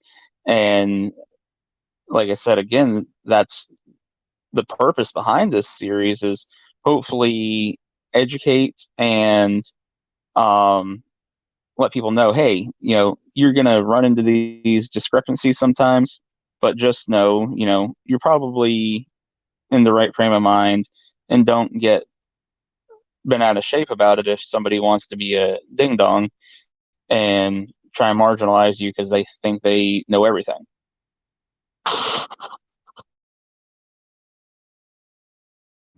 All right, so here's what I know and you don't know. So, dang, I can't find my video. Back in the olden days, I already posted that video that you're talking about. But I can't find it. I think it was like one of the first videos we ever posted, and did it get? I don't remember anymore. I don't think it got it got quite a bit of views because at the time there wasn't a lot of videos like that. But here's the thing. Let's say that you went into, or at least I'm going to see if this makes my point. If you went in to buy a vehicle, right? Like, I don't care what kind of car, some kind of car at a car store, and you went in there and you were like, hey, can I get a pickup truck? And then they're like, yeah, sure. And they take you over to the pickup trucks, and you're like, no, I need a pickup truck to take the kids to school. And then they're like, all right. And they show you some more pickup trucks. And then you're like, come on, can I get a pickup truck to take the kids to school, you know, with 4 doors and doesn't look like this? And then they're like, oh, you mean a fucking Suburban or something, you know, like some other kind of vehicle. Then they're not, you know, no one's like, oh, that son of a bitch fucking said it's a Suburban. And I was saying pickup. Like, who gives a fuck? It's a vehicle. It's got 4 doors or whatever. You know, it's like, who cares? You know, nobody gets all offended when in any other place in the world, you're like, oh, hey, you're saying the wrong word there. And that's where I got, we're kind of, and the reason I'm going to harp on this or whatever is because of I'm saying like this thing about cycles or whatever. I'm trying to find this video because I was thinking that was going to help prove my point. It's like one of the oldest videos up here because it's like any of these that are old. It's going to say 12 years old. And it's because back in the day, that was a thing. It's always been a thing, right? And you're right. Like, you can always find exceptions or whatever. But unlike suppressors and silencers, which makes very little difference in the world, hopefully it'll start making more difference once cans are like more commonplace. Then I think it will make more difference. But the thing about clips and mags is it's like just saying pickup trucks and step van. Like, if you're just saying the wrong shit, it just seems dumb. And then you don't seem like you're an enthusiast. You just seem like a weekend fucking person. And if I have any interest in helping you not look like a dumb new person, I'm going to be like, hey, you're saying that word. Like, if you were fishing, I don't know, I'm trying to think of other things, and you were calling it a skiff. Like, hey, where's the skiff? And they're like, what are you talking about, dude? You know that all boats have a different word, right? Like, that's not a skiff anymore. That's a dinghy, and that's a fucking skiff. I don't know boats, but I know they all have different names, right? Like, nobody's gonna be like, oh, that son. Well, I guess some people might. Oh, that son of a bitch. I was calling it a dinghy. I don't give a fuck. It floats me out to my bigger boat, my bigger dinghy, right? Like, that's just nomenclature. So it's more like, I guess if somebody was like, oh, I'm gonna make a big show about how you're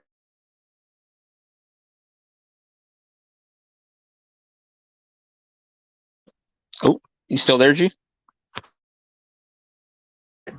just keep my thing here. Then, am I getting disconnected? No, you just went dead for a little bit there. But I guess I made my point. I'm just repeating myself. That's all I'm saying is that I guess some people are going to hear like, oh no, that's a magazine. as like, oh, you're a dumbass, it's called a magazine, when the other person is just like, oh, FYI, that's a fucking clip or whatever. Like, old people don't know how to go, FYI, that's a clip. You know, they're going to go, oh, by the way, that's a magazine. And a magazine, you know, they're just going to fucking start educating you because they're fucking grandparents usually. And they're used to talking to a dumbass little kid, probably, if they're explaining something. But when they're talking to like, what do you call it? Like a person who's at the same speed as them, you know, they're not going to sit, well, hopefully they're not going to sit there and talk for an hour and a half. But anyway, I just wanted to take a second there to jump in with that I think clip and mag is the difference between shooter and killer. You know what I mean? Like, if we're going around saying clip and mag because we don't give a fuck, well, I'm going to say clip because I think it's fucking funny to piss off the FUDs. So you're going to run around playing off of the antis manipulation. We understand that the antis are desperately and have successfully moved the Overton window, the window of acceptability, the window of what's acceptable in society. They have intentionally and successfully moved that to where having a shotgun shotgun or a rack for a rifle in the back of your pickup truck window is inappropriate anymore. That's something that's unusual. Carrying a gun on your hip is unusual and inappropriate. It's something that we've had to fight like hard for, and there's division inside a gun community because some gun owners have been so conditioned by a deliberate, intentional manipulation that they're so conditioned that an observable gun is a danger, that a gun is a trigger for violence.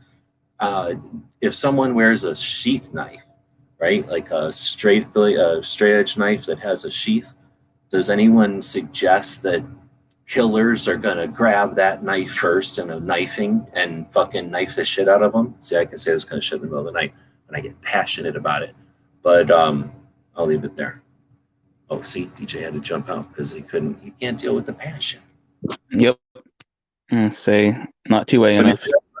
I think the mag clip thing is vital, and it's one of those things that drives me nuts when people want to disregard it, because then you might as well just say fucking shooter. Like, every murderer is a shooter, because even though we go shooting on the weekends and we want our grandkids to be able to go shooting on the weekends without having everybody in the neighborhood think there's some sort of fucking wacko because they're saying they're going shooting, right? Murderers are fucking murderers. Well, clip and mag, same thing to me. It's like saying shoulder thing that goes up. We're going to give that to them? Like, we're just going to say shoulder thing that goes up because we think it's funny to make fun of her? Or are we going to fucking say barrel shroud? You know what I mean? Like, we know what a fucking barrel shroud is, and when we're talking to each other because we want to order one out of a catalog, we're going to fucking say it.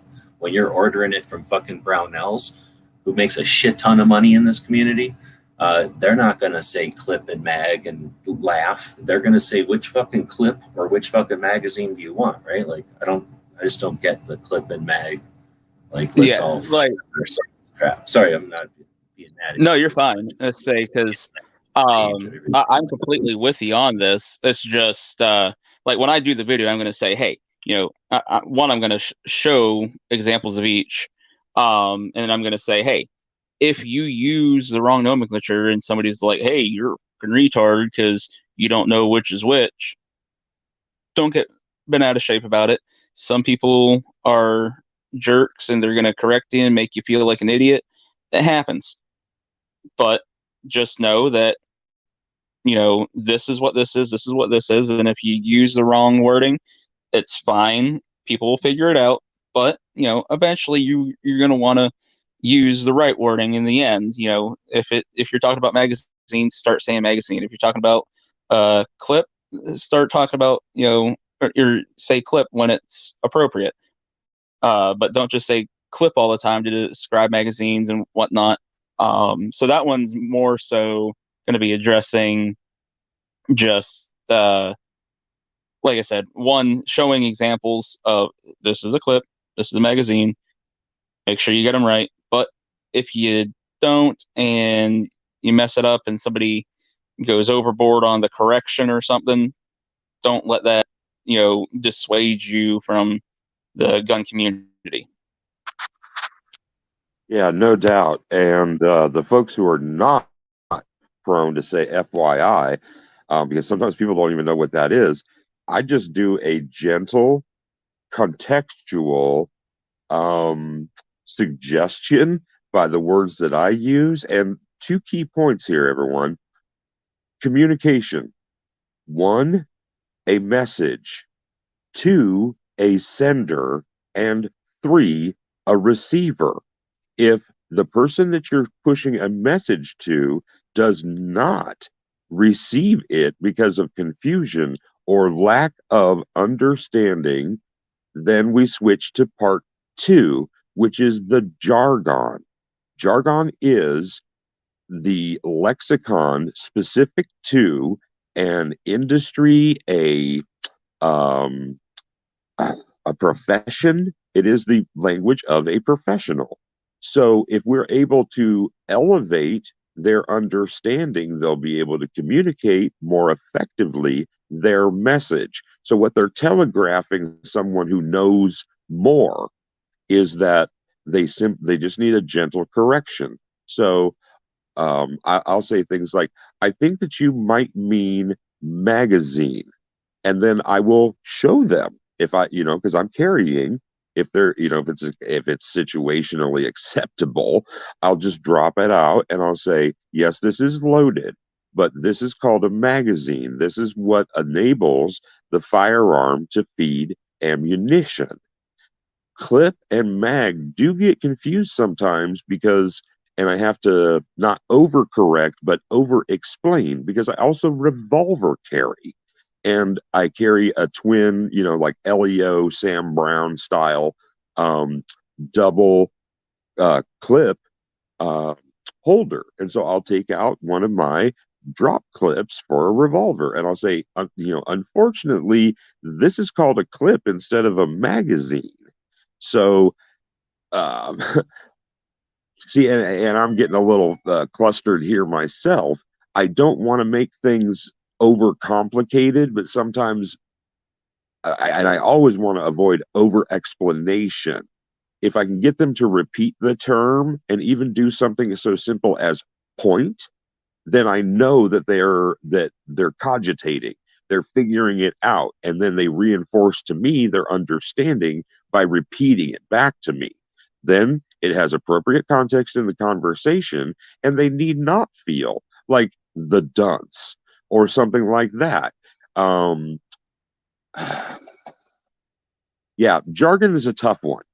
And that again is one of these cases where, go ahead. Well, I think that, and maybe I'm wrong, but I think that we learn jargon because I'm saying we, like people my age, whatever I am, a Gen X, I forget what the fuck I am. Whatever I am, that's not a boomer, right? I'm a kid of a boomer.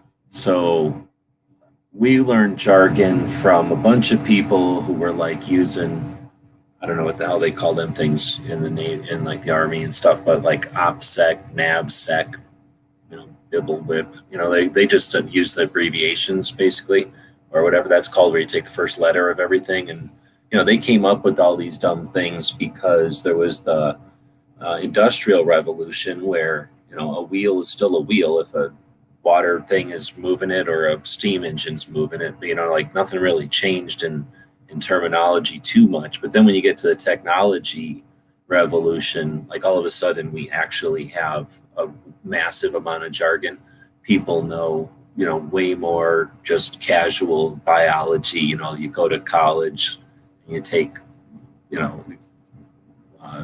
levels of every, type of study, and you're, at a higher level. So there's just way more jargon to try to learn and to know.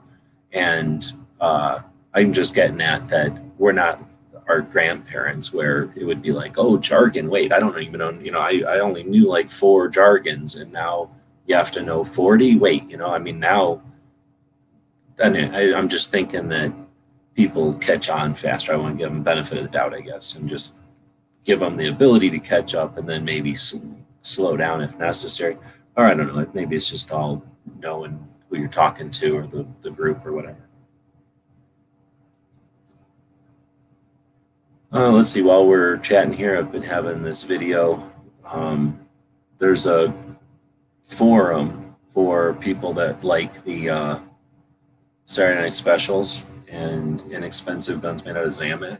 And this one dude from that forum came through Tucson one time, so he had a few guns with him that I needed to be able to take a picture of a complete collection of stuff I don't really collect, but I happen to have, the stuff that complemented his collection, I guess you could say. So anyway, we met up at the range, and even though it's not a Zamak gun, this is a Grendel. It's a company that was the guy who is Keltec. He's a designer, and he made the Tech, well, what was the Tech 9 eventually. He made the full auto version of that, working in Sweden. And then they came over to the United States to try to sell that to us because they figured it might be something like a Mac 10 or an Uzi or something. Back in the olden days, pistol caliber carbines were still getting, perpetrated on everybody, like if they did something more than they can. So they brought them over here, and of course, nobody wants a garbage 9mm carbine. So I'm just making fun, but it's basically just couldn't sell. They can't sell full autos here, right? So they made it semi-auto. Government got mad, said you can't sell open bolt. So then that company kind of dissolved, and then Grendel happened. And so the guy that is Keltec today had this company called Grendel between his machine gun, his submachine gun, and Keltec.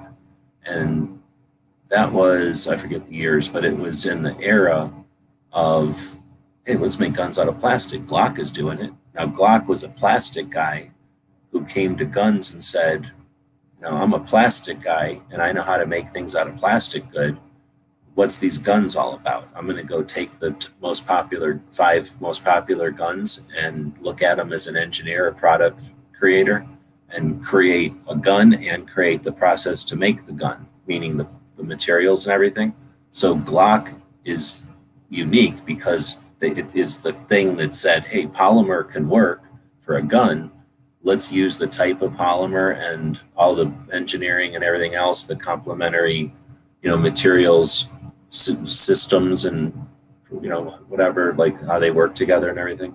Like, let's create all that. Well, everybody else just said, oh, that's a gun with plastic in it. So what's the cheapest plastic, or what's the plastic I already know how to use, or like, what's the plastic my supplier can get?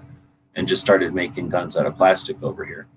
Now, Grendel isn't like, he never used plastic before. His gun was made out of plastic. It was a fiberglass embedded, whatever type of more, whatever, I don't know the difference between the polymers, but anyway, so he was working with, I don't know, kind of a medium level, I'd say, of awareness of plastics and stuff. So he was a materials guy. The materials were fine. I don't know of anybody who ever said any of their Grendels broke or anything, but as far as an engineer guy, he was Swedish. So I don't know, they're Swiss. They put holes in everything. For some reason, none of his guns were like a Glock, right? None of his guns were a Browning. So I don't know what the fuck. I asked him and he got all mad about this gun. One time I asked him at SHOT Show. So I asked him about that one, and he's not proud of it or nothing, I don't think. But I don't remember anymore. If I had I don't think I had the camera running, but if I did, I don't remember. I'd have to go look because I'd have to remember what year of SHOT Show that was. But I did go over and talk to him one year and asked him, and I didn't know my shit. And I was asking him about guns that he didn't even invent. And that was one of his guns. But anyway, it's a gun where it was made between the Keltec, or the Tech 9, and Keltec being a company. And he knew how to work with plastics, but he was making handguns and stuff. And he had made a Grendel like 22 Magnum, which was kind of interesting. But this gun has no magazine, no external magazine. It has a built-in box magazine. So, we're talking about clips and mags. So this is kind of appropriate, I guess. That's why it showed up in the search for clips, I guess. So there is no removable magazine. It still has a box magazine. It's just that it's in the grip. So there's some Nazi gun that does this too. I forget the Brimhand Mauser. One of the Nazi guns does this. But you basically put a bunch of 380s into M16 stripper clip, which is what these are, because the back end of a 223 and a 9mm and a 380 are all basically exactly the same. So you can put 9mm on stripper clips, And that means you can put 380s on stripper clips and they fit just fine. And then that's what they look like. And then you get this little gizmo, which costs as much as the gun, I think. And then that guides the stripper clip into a little notch in the back of the slide, the ejection port basically. And then it loads okay, usually. Like I've only loaded it a few times because you get scared shitless once you load it. So once you push down on there, they pretty much go in there. But then it's like, what do you do? Like now it's loaded. Now you're done. Like you can't take it apart because there's bullets in it, and you can't unload it without shooting it. So it's about the weirdest thing ever. And as soon as I found out that they exist, I bought one. And it was broken, so I had to buy a second one. So I actually own 2 of them. And scary as shit. And because it's weird as shit, if you even watch this video at full speed, when that dude holds it, he's basically sweeping everybody down the line. There was nobody in there that day, but which is probably why he wasn't paying attention. But once it's not doing what you want, or once it's weird or whatever, like this, like your tendency is to be like, what the fuck? And this guy is not somebody who's a shooter who's ever thought about or had any kind of instruction on like just paying attention to the downrange and shit. He's just some guy who shoots in his backyard, I think. So he didn't care about sweeping down the line or what. But it's a scary ass gun to shoot once it's loaded. But I guess I can't find a video specifically on it. I think what I'm thinking of, because I remember the lighting was pretty horrible. It must just be one of these videos that were posted 12 years ago. Today we're going to be looking at the Lulu loader. It's a loader, unloader, compact bag or whatever. Basically, rounds on here and unload, and then load the shell. Yeah, in one of those, I think we might have said, this is a magazine and this is a clip, and that's important. And then kept moving, and then that got a bunch of comments. Or maybe I didn't post the video, I don't know. But it was definitely, the camera we had back then, that's what the video looked like out of it, indoors. It was like a 1 megapixel. All right, so what do we got going on over here? Yeah, the Grendel's a little weird, but but once you've done it, or if you use a stripper into a rifle, it's kind of cool. I mean, it's like it's almost singular. So I didn't get to go to a range with one, but I got to manipulate it and mess around with trying to figure out how it worked. The person that I was with who owned it just handed it to me because I am into the Saturday night specials and the Ring of Fires and the like. And he said, see if you can figure this one out. And it took me about half an hour, but I did. So it's not counterintuitive. It's just unique. You're talking about that P10, the Grendel without the magazine? Yeah, about the Grendel. He gave that to you loaded? Oh, no. Handed it to me and said, figure out how to load it. Oh, okay. Because I was like, that's a scary, there's nothing you can do. It's an inexpensive gun for sure, and it's old tech. So it's, it's not that it's, I don't know, it's just that it's not refined. Like a new gun you pick up has got decades and decades and decades of, failures and successes under it. It's just a more refined thing.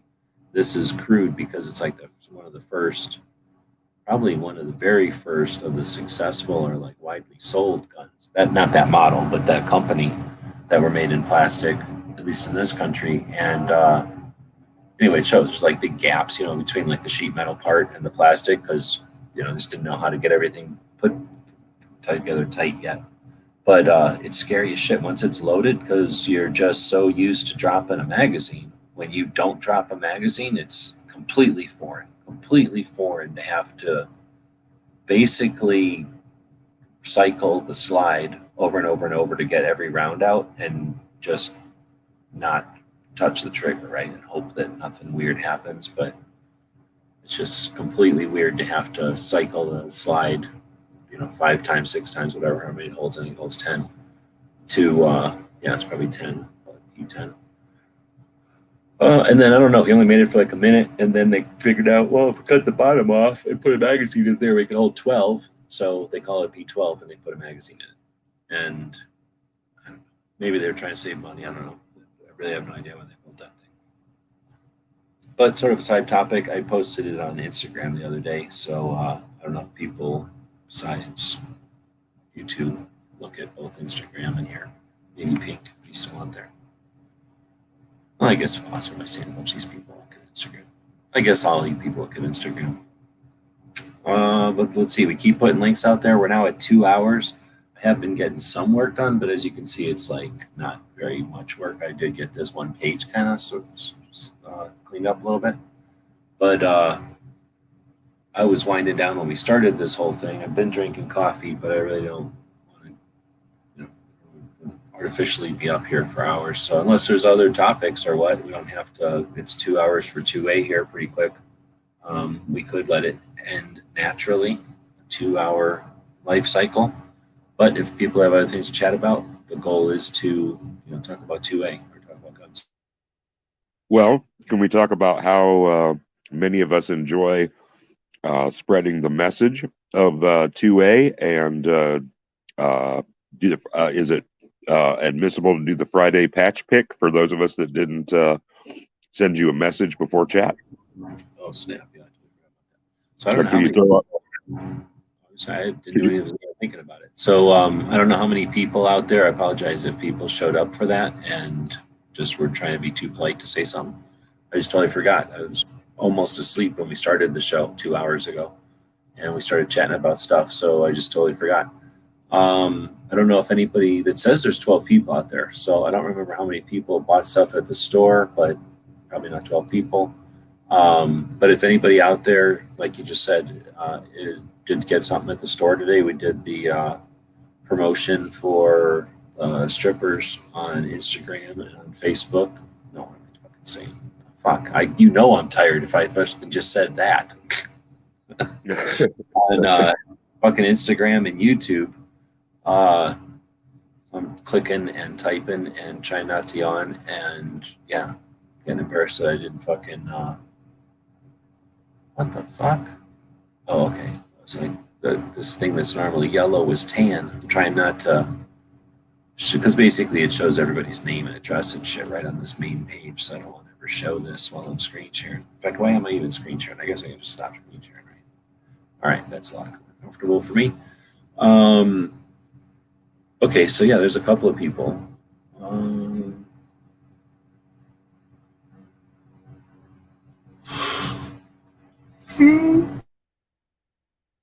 13 minus a couple of people.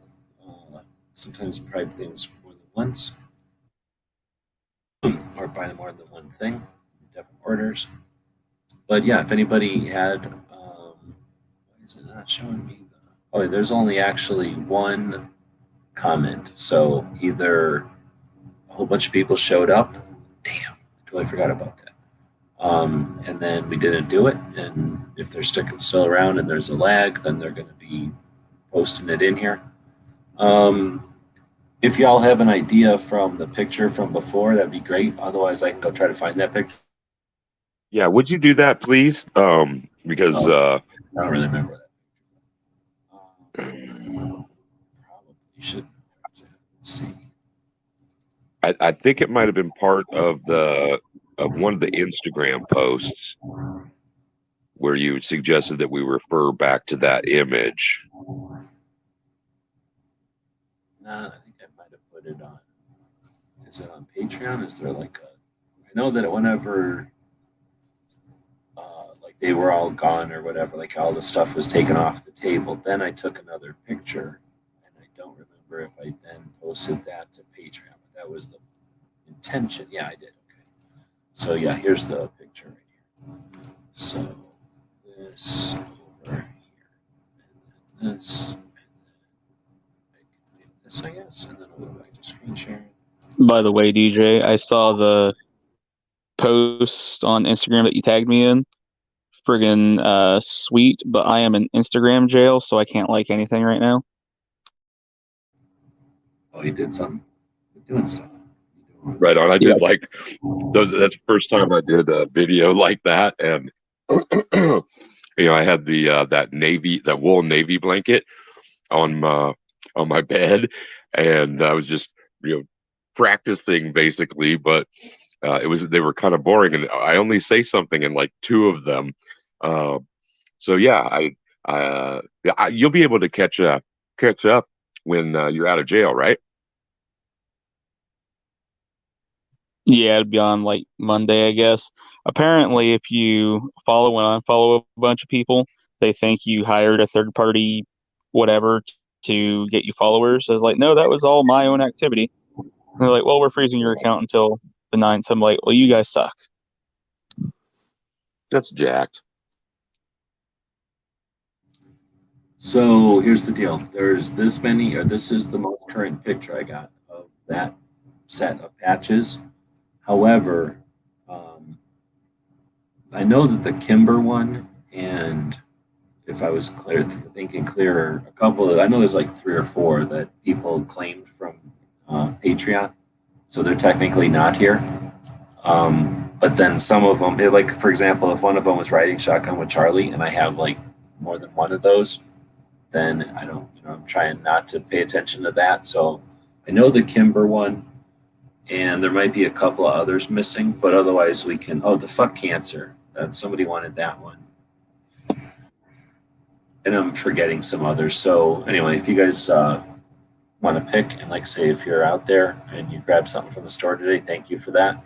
It is what allows us to keep doing what we're doing, and it allowed me to fuck around a little bit today and do this, which I don't think there's any other podcast. Oh wait, where did I put it? I don't think there's any other. Well, I know there's not any other podcast. Number one, they don't care. They don't care about you, and they don't care about their own podcasts enough to make these kind of things. And I'll eventually find. Oh, I know where it is. I got like 6 different places I could put stuff, and I usually put stuff in the last place. But no other podcast is going to go to this kind of trouble.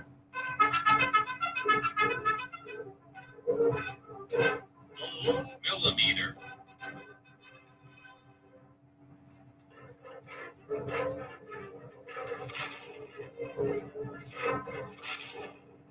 Millimeter. A fiery horse with a speed of light, a cloud of dust, and a hearty Ohio Millimeter. millimeter. I love that. Oh my god, that's incredible. Yeah, that like the clobbering millimeter. That's just rad. A lot of production value there. I did that in the time that I was debating whether or not I was going to fall asleep or watch that Gizzard show. I ended up watching some of that Gizzard show and making that. But anyway, so I was trying not to start this project, the ammo storybook I'm writing there, and I was thinking I'd go take a nap or whatever. Anyway, I didn't, and that's why I'm tired now. So anyway, this is the patch panel. And again, I'm saying, I guess, thanks to the people that purchase stuff over at the store, because if I have a Friday where nothing gets sold, then that's a different Friday than when whatever 13 people buy stuff. So, or when 13 orders come in. I guess I think that's less than 13 people, but thank you all to the people that do make it possible. But yeah, that doesn't matter. So if you got something in mind, let me know. Basically, if I'm sending stuff out to you, I don't care. I'll put some in there. These patches, for the most part, a couple of them did cost me something. I do buy them occasionally, especially when they're for a good cause or something like the fuck cancers. I usually buy those. That kind of thing is usually for some sort of a fundraiser or some kind of donation thing that creates a fundraising thing. Or a lot of them were from SHOT Show. A lot of the brands and things like that. when I went to SHOT Show this year. I think it was this year. Well, yeah, this year still. Alan Anker was set up there, and she had this big box of patches, and basically we would distract her. We would drop something, and she'd pick it up, and then when she was bending over to pick it up, wham, I'd grab handfuls and handfuls of patches out of there. So I got a shit ton from ripping them off of her. Right on. So yeah, let me know what you'd like, and like I say, pretty much everything is still out here, and there's no real order. I guess I could try, but I'm not too foggy to try to go in here and try to figure everybody out, try to do it in order or whatever. So shout them out if you're in here or out there, if you got something in mind. Or I could do it this way. Or here's the thing. Or you could take what's behind door number 2, which nobody knows what the fuck is behind door number 2 except for people here in Tucson who got things handed to them in hand. Okay, that's me. I'm going to go behind door number 2. Probably should go in here and make a note, because it'll be like, oh, I can remember that. And then tomorrow I'll be like, who all said that? Mm-hmm. And then do you have, I can't see it on the table, but do you have a 3rd gen Every Second Matters? Again, that's asking me a question that I'd have to really fucking think about, because even if I'm literally looking at them in front of me, and I'd still have to figure out which gen, because there was 2 and 3 in 2015 and 2 in 2016. I don't, probably not. I don't have any old ones, and I had on the table, there had been some down here at the bottom, there was some, but yes, I got a couple. Wheeled and well armed vacuumed the shit out of those. He wanted all the old ones, so he got all the old ones. Right. I haven't even seen the yellow from last year, the 7 gen. But yeah, I'm talking about the black and tan. There's one right there. Where? On the table right in front of you. Well, they're all in front of me on a table. Can you zoom? Yeah. Oh, there it is. Yeah, okay. I put all the Every Second Matters at the bottom. Yeah. So there's fewer there than before. Did you take somebody grabbed all the pinks, and then anyway, so this was what was left of them or what? Hold on, I gotta try to figure out what everybody. See, the thing is, y'all have names that you use, and then y'all have names that the government uses, and then there's names that you use when you buy stuff, and I don't literally retain any of it, so I'm having to figure out who the hell everybody is. So I can go in here and then not screen share it, and then you wanted the. See, I'm already forgetting. I'm door number 2 in black and tan. Oh, door number 2. That's why I can't find it on the table. And by the way, that the new series is rad. I'm glad that you went another generation with those, because that what a cool idea. You're talking about the stripper clips? Yeah, the stripper gens. Yeah. So here's how that went down. Back in the early days, was this still gun channels already? It was already gun channels. None of you people, except for maybe Bob and Pink, know who the first generation of gun channels people were, because they're long gone. But Cork, right? You know the name. You have the echoes of the first. Well, Yankee and Matt were in the first generation of gun channels. But the first generation of gun channels, that's a long time ago, 8 years ago now. So back in those days, there was, just like nowadays, there's good people, honest, like hardworking, relevant people that, are contributors to society. And then there's the opposite. And those people still own guns, and they come around, they hang out, and they say shit. They shoot 9mm a lot of times. Not all 9mm are those people, but those people inevitably shoot 9mm. So anyway, so there's this one dude who I didn't really like, and I could take him or leave him. He was just what he called, I don't know, time waster. Like, he wasn't doing nothing, but he wasn't doing nothing. And back then, it was the beginning of an 8-year community, right? So one of the reasons I am the way I am today, or I have the opinions I have today, is because of fuckheads like this fuckhead. So this guy would suck around being a dick, and basically he's worse than a mope. He was just waste time. Nowadays he'd be a mope because it's cooler to be a mope than whatever the fuck he did. He basically played video games and would bring that up all the fucking time, like it made any kind of fucking difference in the world. He'd always fucking say, like you were saying, like there's some people that are like, yeah, and then they're going to tell you what their life experience is on that. Like that's all they can do. Their only awareness of a conversation is to wait for you to get done talking, or hopefully wait for you to get done talking, so shut you up so that they can express how they've done something similar to whatever you're just talking about. Like that's, you know what I mean? So, yeah, people who it's whether or not people listen or wait to talk, and I hate wait to talk. And this guy was wait to tell you about how it relates to a video game. And he didn't have anything else going on in his life. Anyway, so there was another channel that had done a thing, and then done a stripper clip, tried to gag off of it. So there was a big channel who did Epic Mealtime. Everybody ever remember Epic Mealtime?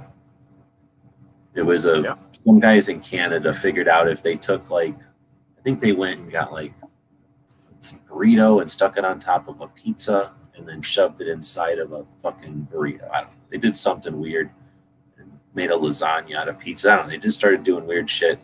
I don't know. They just would start combining shit from different restaurants or buy everything off the menu. And then it just turned into a bunch of weird stunts with eating weird food or whatever. Like, anyway, they were doing stuff. They were an engineered channel from back in the day. And engineered channels making all kinds of money. Basically, television marketing, once they figure out an equation that works, amplify it and push it. And one of their things was bacon strips or whatever. And then somebody ripped that off with stripper clips. And I was like, fucker, like lazy ass ripping off like the biggest channel. Like how fucking much does it take to rip off like a giant thing? Like, you know what I mean? It's like ripping off McDonald's or something. So I was ripping off that guy just to piss him off. And then I'm like, I like it. So I just did that to piss him off. And then I was like, oh, I kind of like it. I'm keeping it. And I don't know why. I was just saying before, I don't know why the hell I never did it in 2 colors. I guess I was being lazy or I wasn't thinking. I literally didn't put any effort into it. I took a paper clip and I took that thing and I stuck them together and got the point across. And I was like, okay, that's cool. And then I had tried to get it as a patch or a sticker. Sticker's easy, but a patch, that was at a time when I was still experimenting, I guess, like developing relationships with patch companies, because it's like anything, I guess, you know, like if you only knock on the door and deal with them once, that's different than having multiple orders or, you know, whatever. So anyway, none of them could do it. They would all try and it would not come out. And it was just like, so I just kind of figured, oh, it'll never be a patch. And then started working with this better company. And then at some point I was like, oh shit, I wonder if they could do that. And I threw it at them and they did it. And like I say, since I had never put that much thought into it, I just threw the art I had at them. And then he did it. And I was like, oh shit, like I didn't ever put no much thought into it. We did it glowy. And we sold them. And then people were like, oh, let's get some more of them. So I made a second order and then I never ordered them again until it's like, oh, you know what it was? Stilettos and shotguns kept bugging me about them. And I'm like, oh, they'd probably sell, and it's my design, so might as well make them into a patch again. Why not, right? And that's when I decided, well, shit, I'm going to turn the clip a different color. And I wanted to do colors anyway, because I figured just doing them in green and black, I don't know what the fuck I did them in green and black for. I guess we were using them as ammo ID back in the day. Yeah. That was that was like 3 years ago that you did that first run? 17, yeah. Yeah. Well, like I had sewed them on the machine. Whenever I got the machine in 16 or 15, I had sewn them. So there's some really crude ones. Like Pink probably has a really bad one when I didn't know how to work the machine and they didn't know how to draw the like I didn't know how to get the pattern even into the machine good, I guess. Well, let's see, like one of the machetes. Man, I can't copy paste.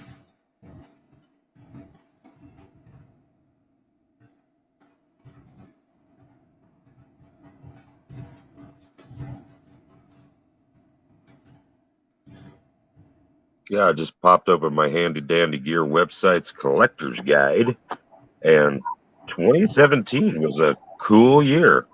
Stripper Clip, the van, Oro's van, the mini revolver, which is awesome, the old West revolver, and the cow skull. You know, it was like PVC sewn, you know, both, and yeah. George, are you in Texas? The George that I'm highlighting on the screen right now? You're in Texas.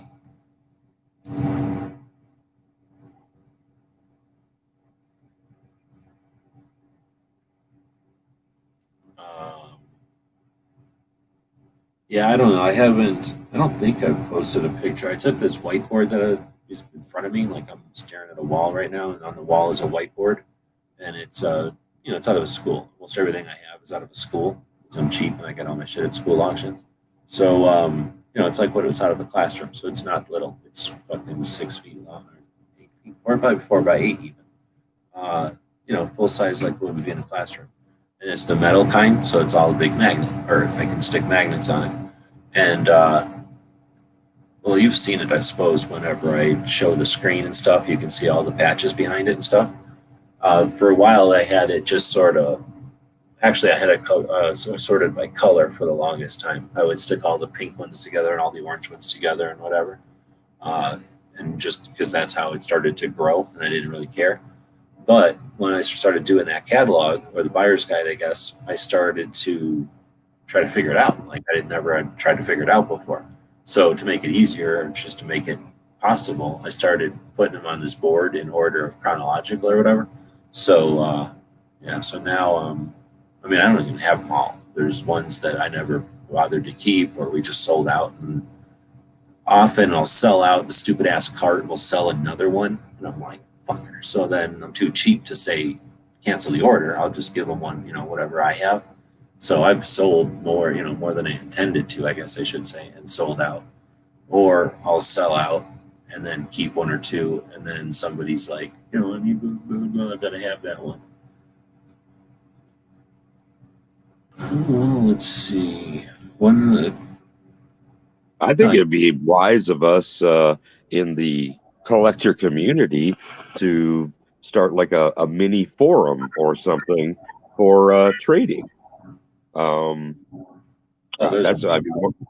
one of the reasons I was all about picking up 2019 and 2020 2A flags was because I know that there will be people in the future who will want to have that progression, just like I'm pursuing the Every Second Matters patches. So I've kind of poked at barbecue a couple of times, and actually after one of his unpackagings, I saw that stripper clip and I was like, oh man. So I think I've referred to it a couple of times, as potential trade fodder. But there are some of us that are dedicated folks who are out there, and some of us are completists. And if Wheels is going to be the source for first, second, third gen, Every Second Matters, maybe I'll have something he might be able to use. So, what do you think, Barbecue? I don't know if Pink is out there. He's probably got a few. All I have is the stripper clit sticker. Don't underestimate the value of the stripper clip. Patched or stickered. Yeah.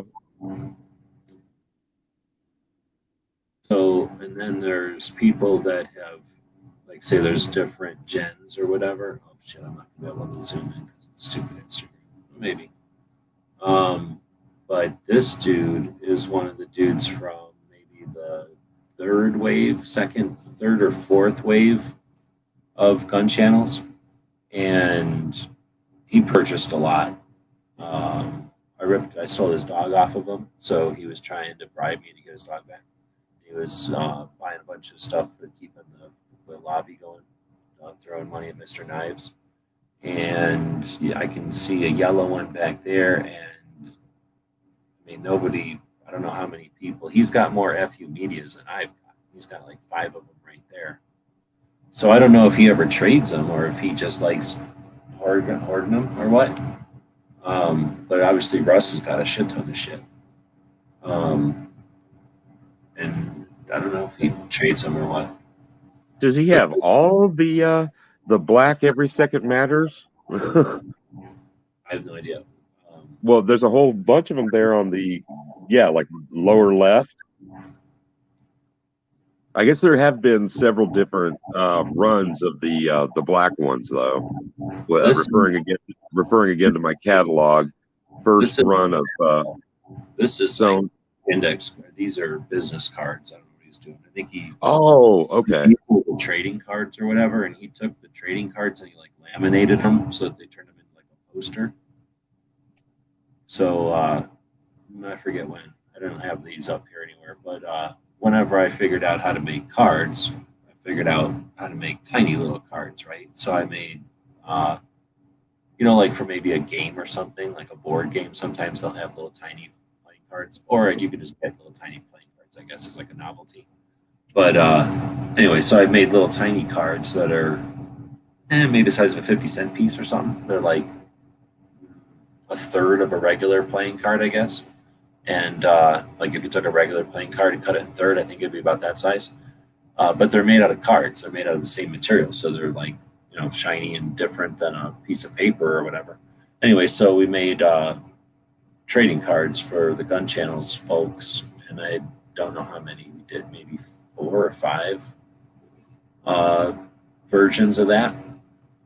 Like, there's some people on the first gen of playing cards that are, I mean, that's not the first gen of gun channels, but it's old. It's probably, I don't even know, maybe 15 or 16. Somebody'd have to fucking just paying more attention and isn't all sleepy would have to tell you. But anyway, so he took one of the black ones were the first ones, I think. So he took like an old set of the trading cards and laminated them. And I think he just stuck every second matter stuff in there to fill the laminating sheet or something, maybe. That's a good idea. I actually use some of those in my display, and I'm glad to have those because I carry, I'm beginning to carry now that I have several more them in my wallet. And I didn't pass any out on the 2nd of this month, but I certainly will in December. December's my birth month, and I am a smiling fool for anybody in view. I have one of those crap birthdays in between Christmas and New Year's, so people don't often remember. But that's I mean I've been dealing with that since I was a kid. Not a big deal. But during the whole month of December, it is not the Christmas holiday that makes me smile. It's that I surreptitiously spread the joy of my birth all month long.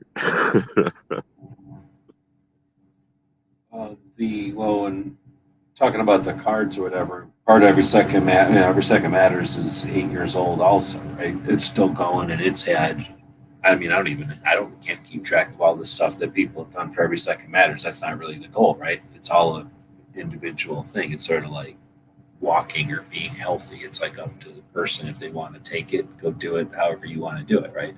So somewhere along the way, though, with every second matters, I don't think about it. That's been debating a purchase, and now that's making me think about something I hadn't thought about in a while. But anyway, we had printed up, or I had printed up. Actually, the first person to print them up was somebody else. It's just that when somebody does something, like oftentimes, well, not often, occasionally throughout the years, people have been like, oh, I got the money. I'm going to have this made, or I'm going to get a run of these, or I'm going to set this up, right?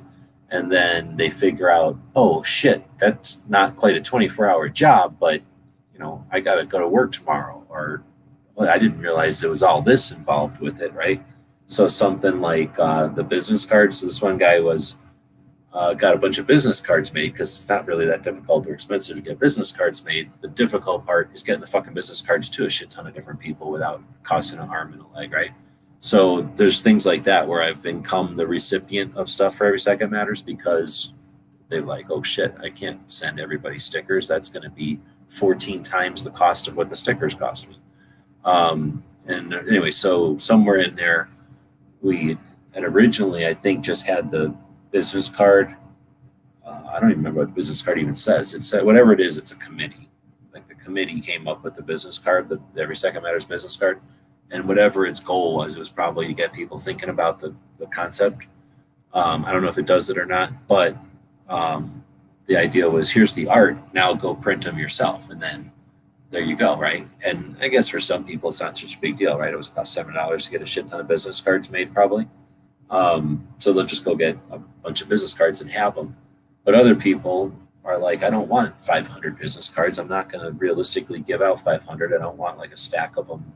I don't know, 500 isn't that big. It's like as big as a book or something. But, you know, I don't want a giant stack of these business cards just sitting around wasting time. So they'll just rather buy 10 or 15 off of me. And that's what I would do, is put like one patch with a stack of cards. And then that way people could buy that. Basically be buying a patch and a stack of cards and then have some to hand out or whatever. So I don't know how many people got those, and then you get those, or some people doing shows or something would get those and then have a giveaway or do some sort of a thank you thing and then start sending those around. And I think for a while too, I was packaging everything at the store with a Every Second Matters card because I had them and I bought a million of them or something. So people started accumulating them. And there's that facet of it. So there's, like you say, there's the people that actually hand them out, and then there's the people that don't hand them out. But because there's so many of them in circulation, they've accumulated a bunch, and they don't throw them away, I guess. Maybe some people do throw them away, I guess. I really don't know. But I do see piles of them every once in a while. So that's something that, if you're interested in them, you could just ask around, and there's probably somebody out there at any given time who has a handful or a pile and isn't planning on handing them out. Maybe they're storing them up for Wanamaker and they have no chance of going to Wanamaker anytime soon. They'd be more than happy to send them over. So there's that kind of situation too.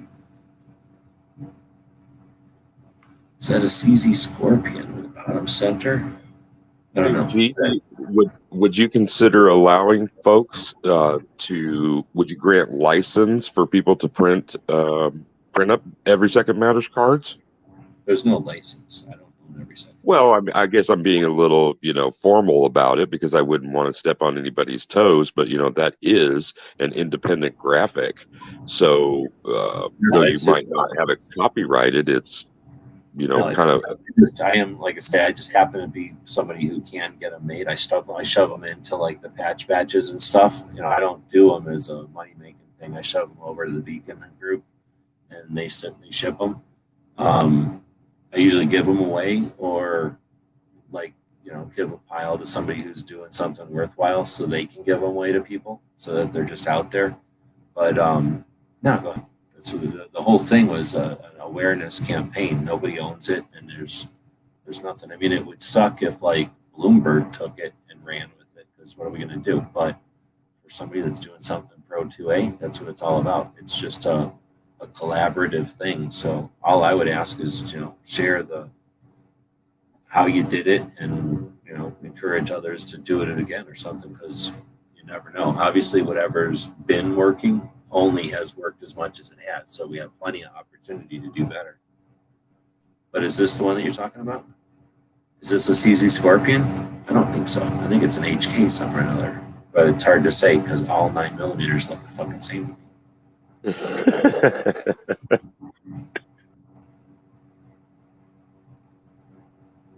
This thing isn't. This is some AR-15 looking thing. And these are I make my guns like this so you can see them, like, period. Like you don't have to have a magnifying glass or squint or nothing. This gun, the whole gun is smaller than like the flashlight on that gun.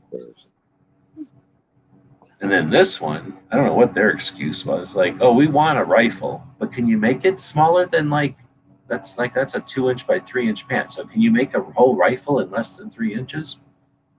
And then they're like, no. And they're like, we'll do it, otherwise I won't pay for it. And I'm like, all right. I only have these because I got them for free. I wouldn't buy these little ones.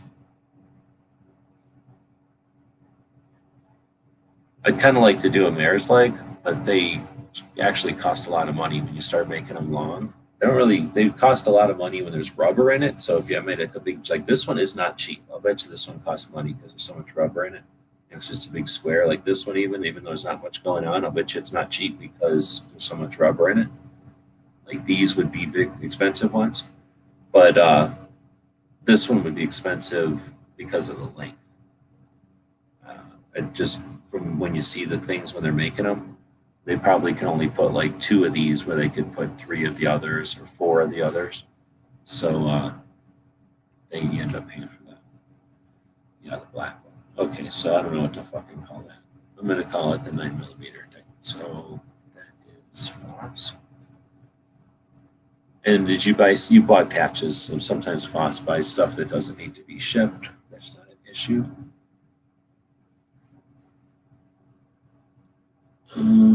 There it is. So this.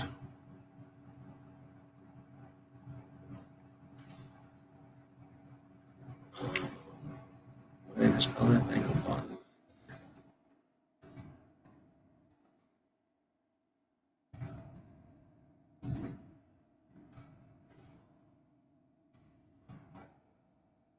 Server error. Am I connected still? Hello? Are you still there?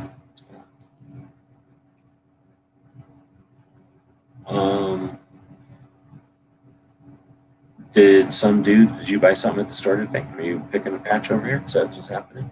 That just happened. Am I still connected? I'm not getting any feedback. Yeah, you're still connected. I mean, at least I can hear you. You're good. Okay.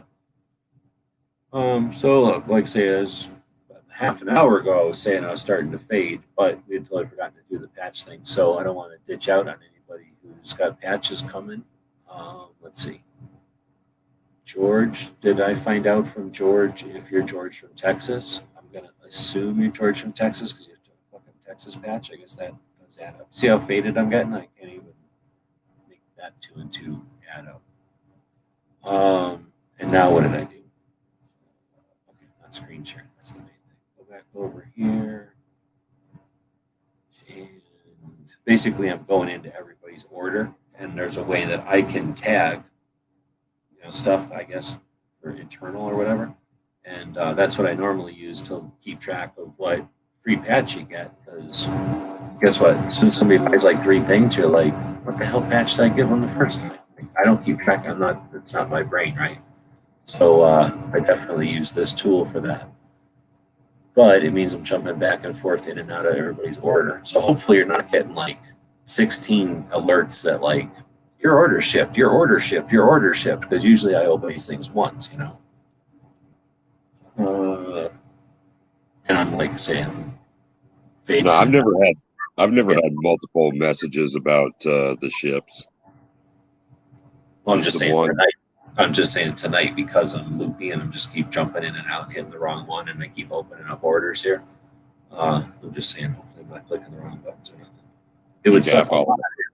It would suck a lot if I've been clicking off $3, $4 shippings every time, but it's not. It takes like 6 or 8 like clicks to be able to actually fire off a shipping thing. Oh, I guess Clover's not in here.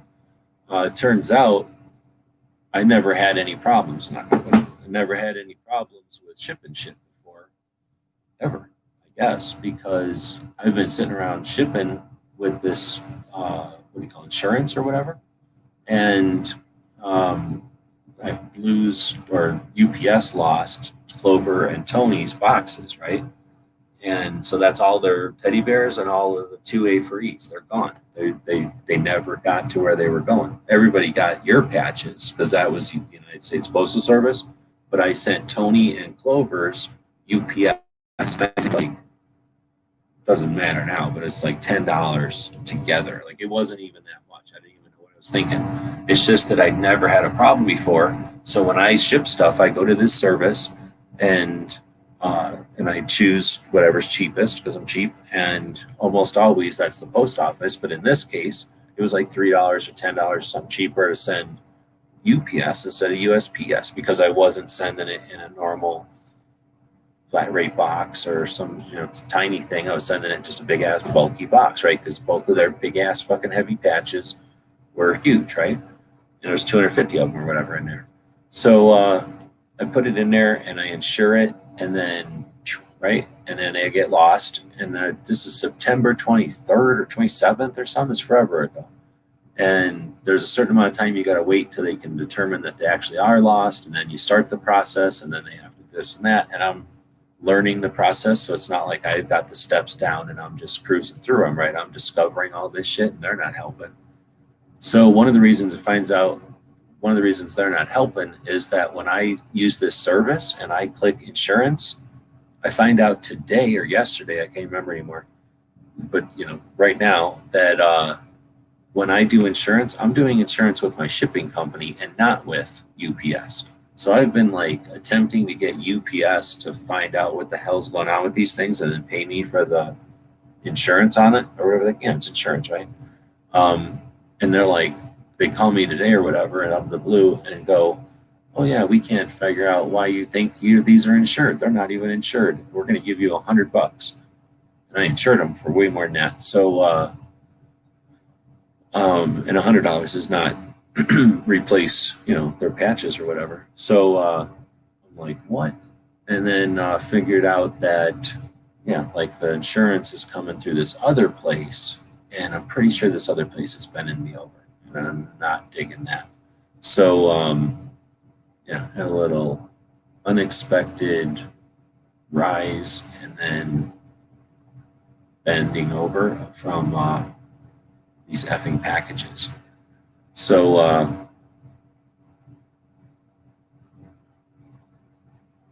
can we buy the book with sponsored states? Yeah, that's the 50 states of 2A. So, do I have that up anywhere as a thing that you can look at? Do you remember if I posted the 50 states of 2A as a PDF anywhere? On Patreon, I should say.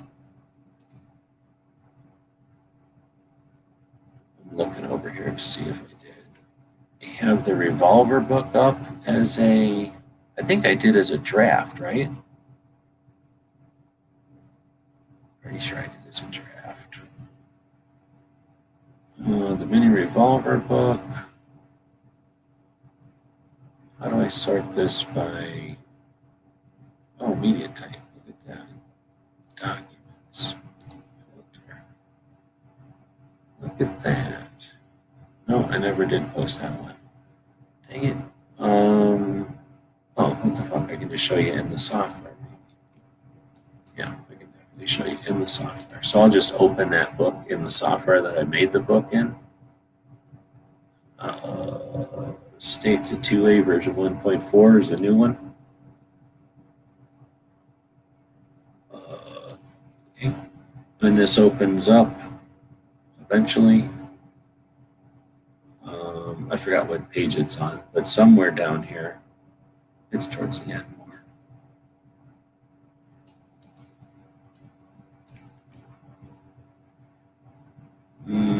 Yeah, I have two copies of the 50 States of 2A, and I probably will hit up another one or a couple in December because they're just a really cool reference, and especially with the cartoons and the vibrant color printing, they'll be great for families with kids.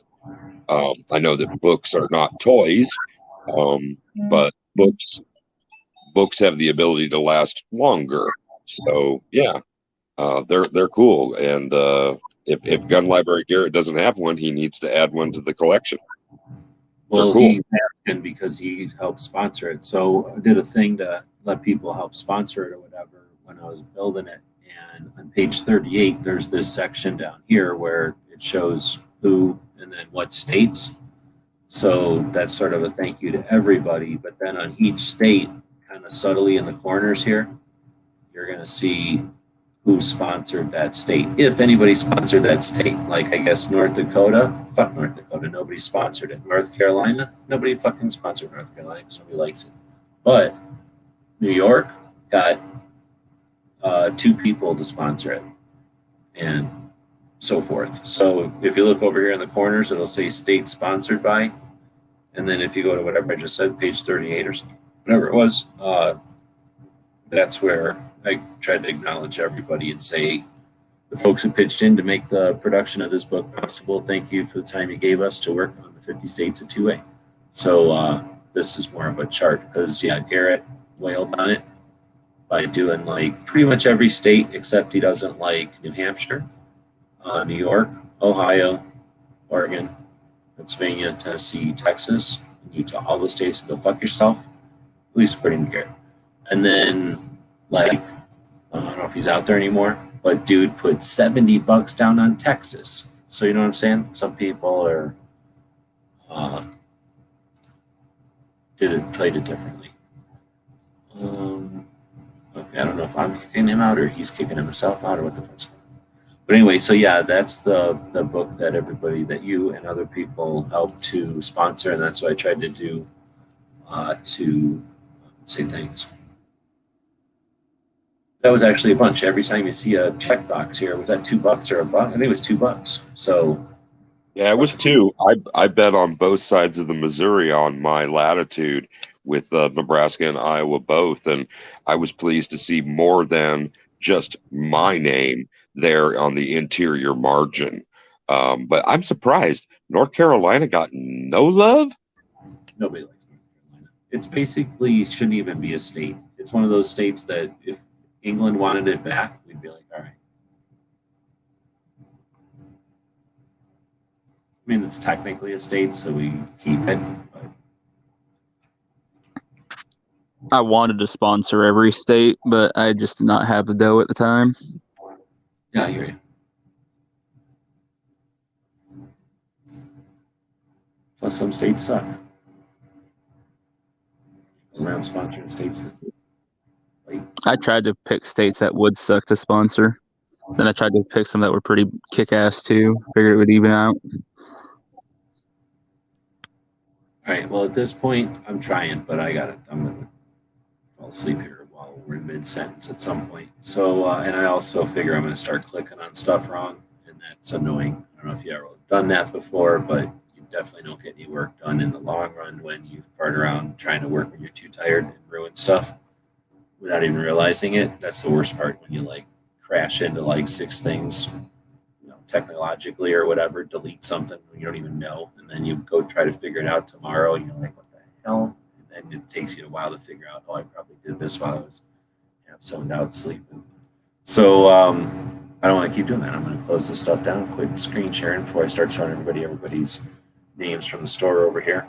And again, thank everybody for participating in this week's Free Patch Friday. Pick your own. Only one person picked what's behind door number 2. So maybe that person can lord it over everybody.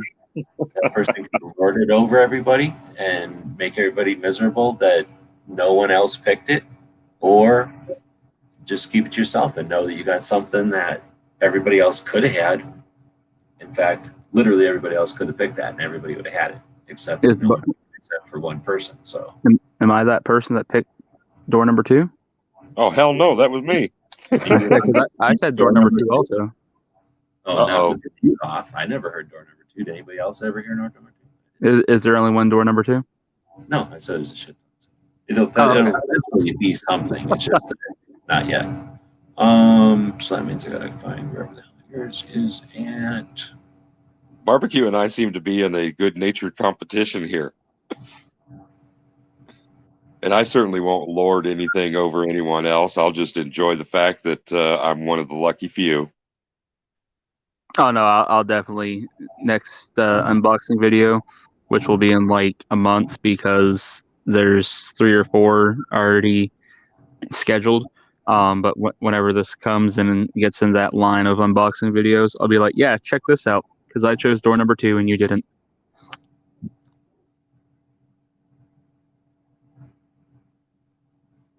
All right, well, let's see. I gotta end it before I just either fall asleep here or mess up something because I'm too tired to keep track of too many windows thing here anymore.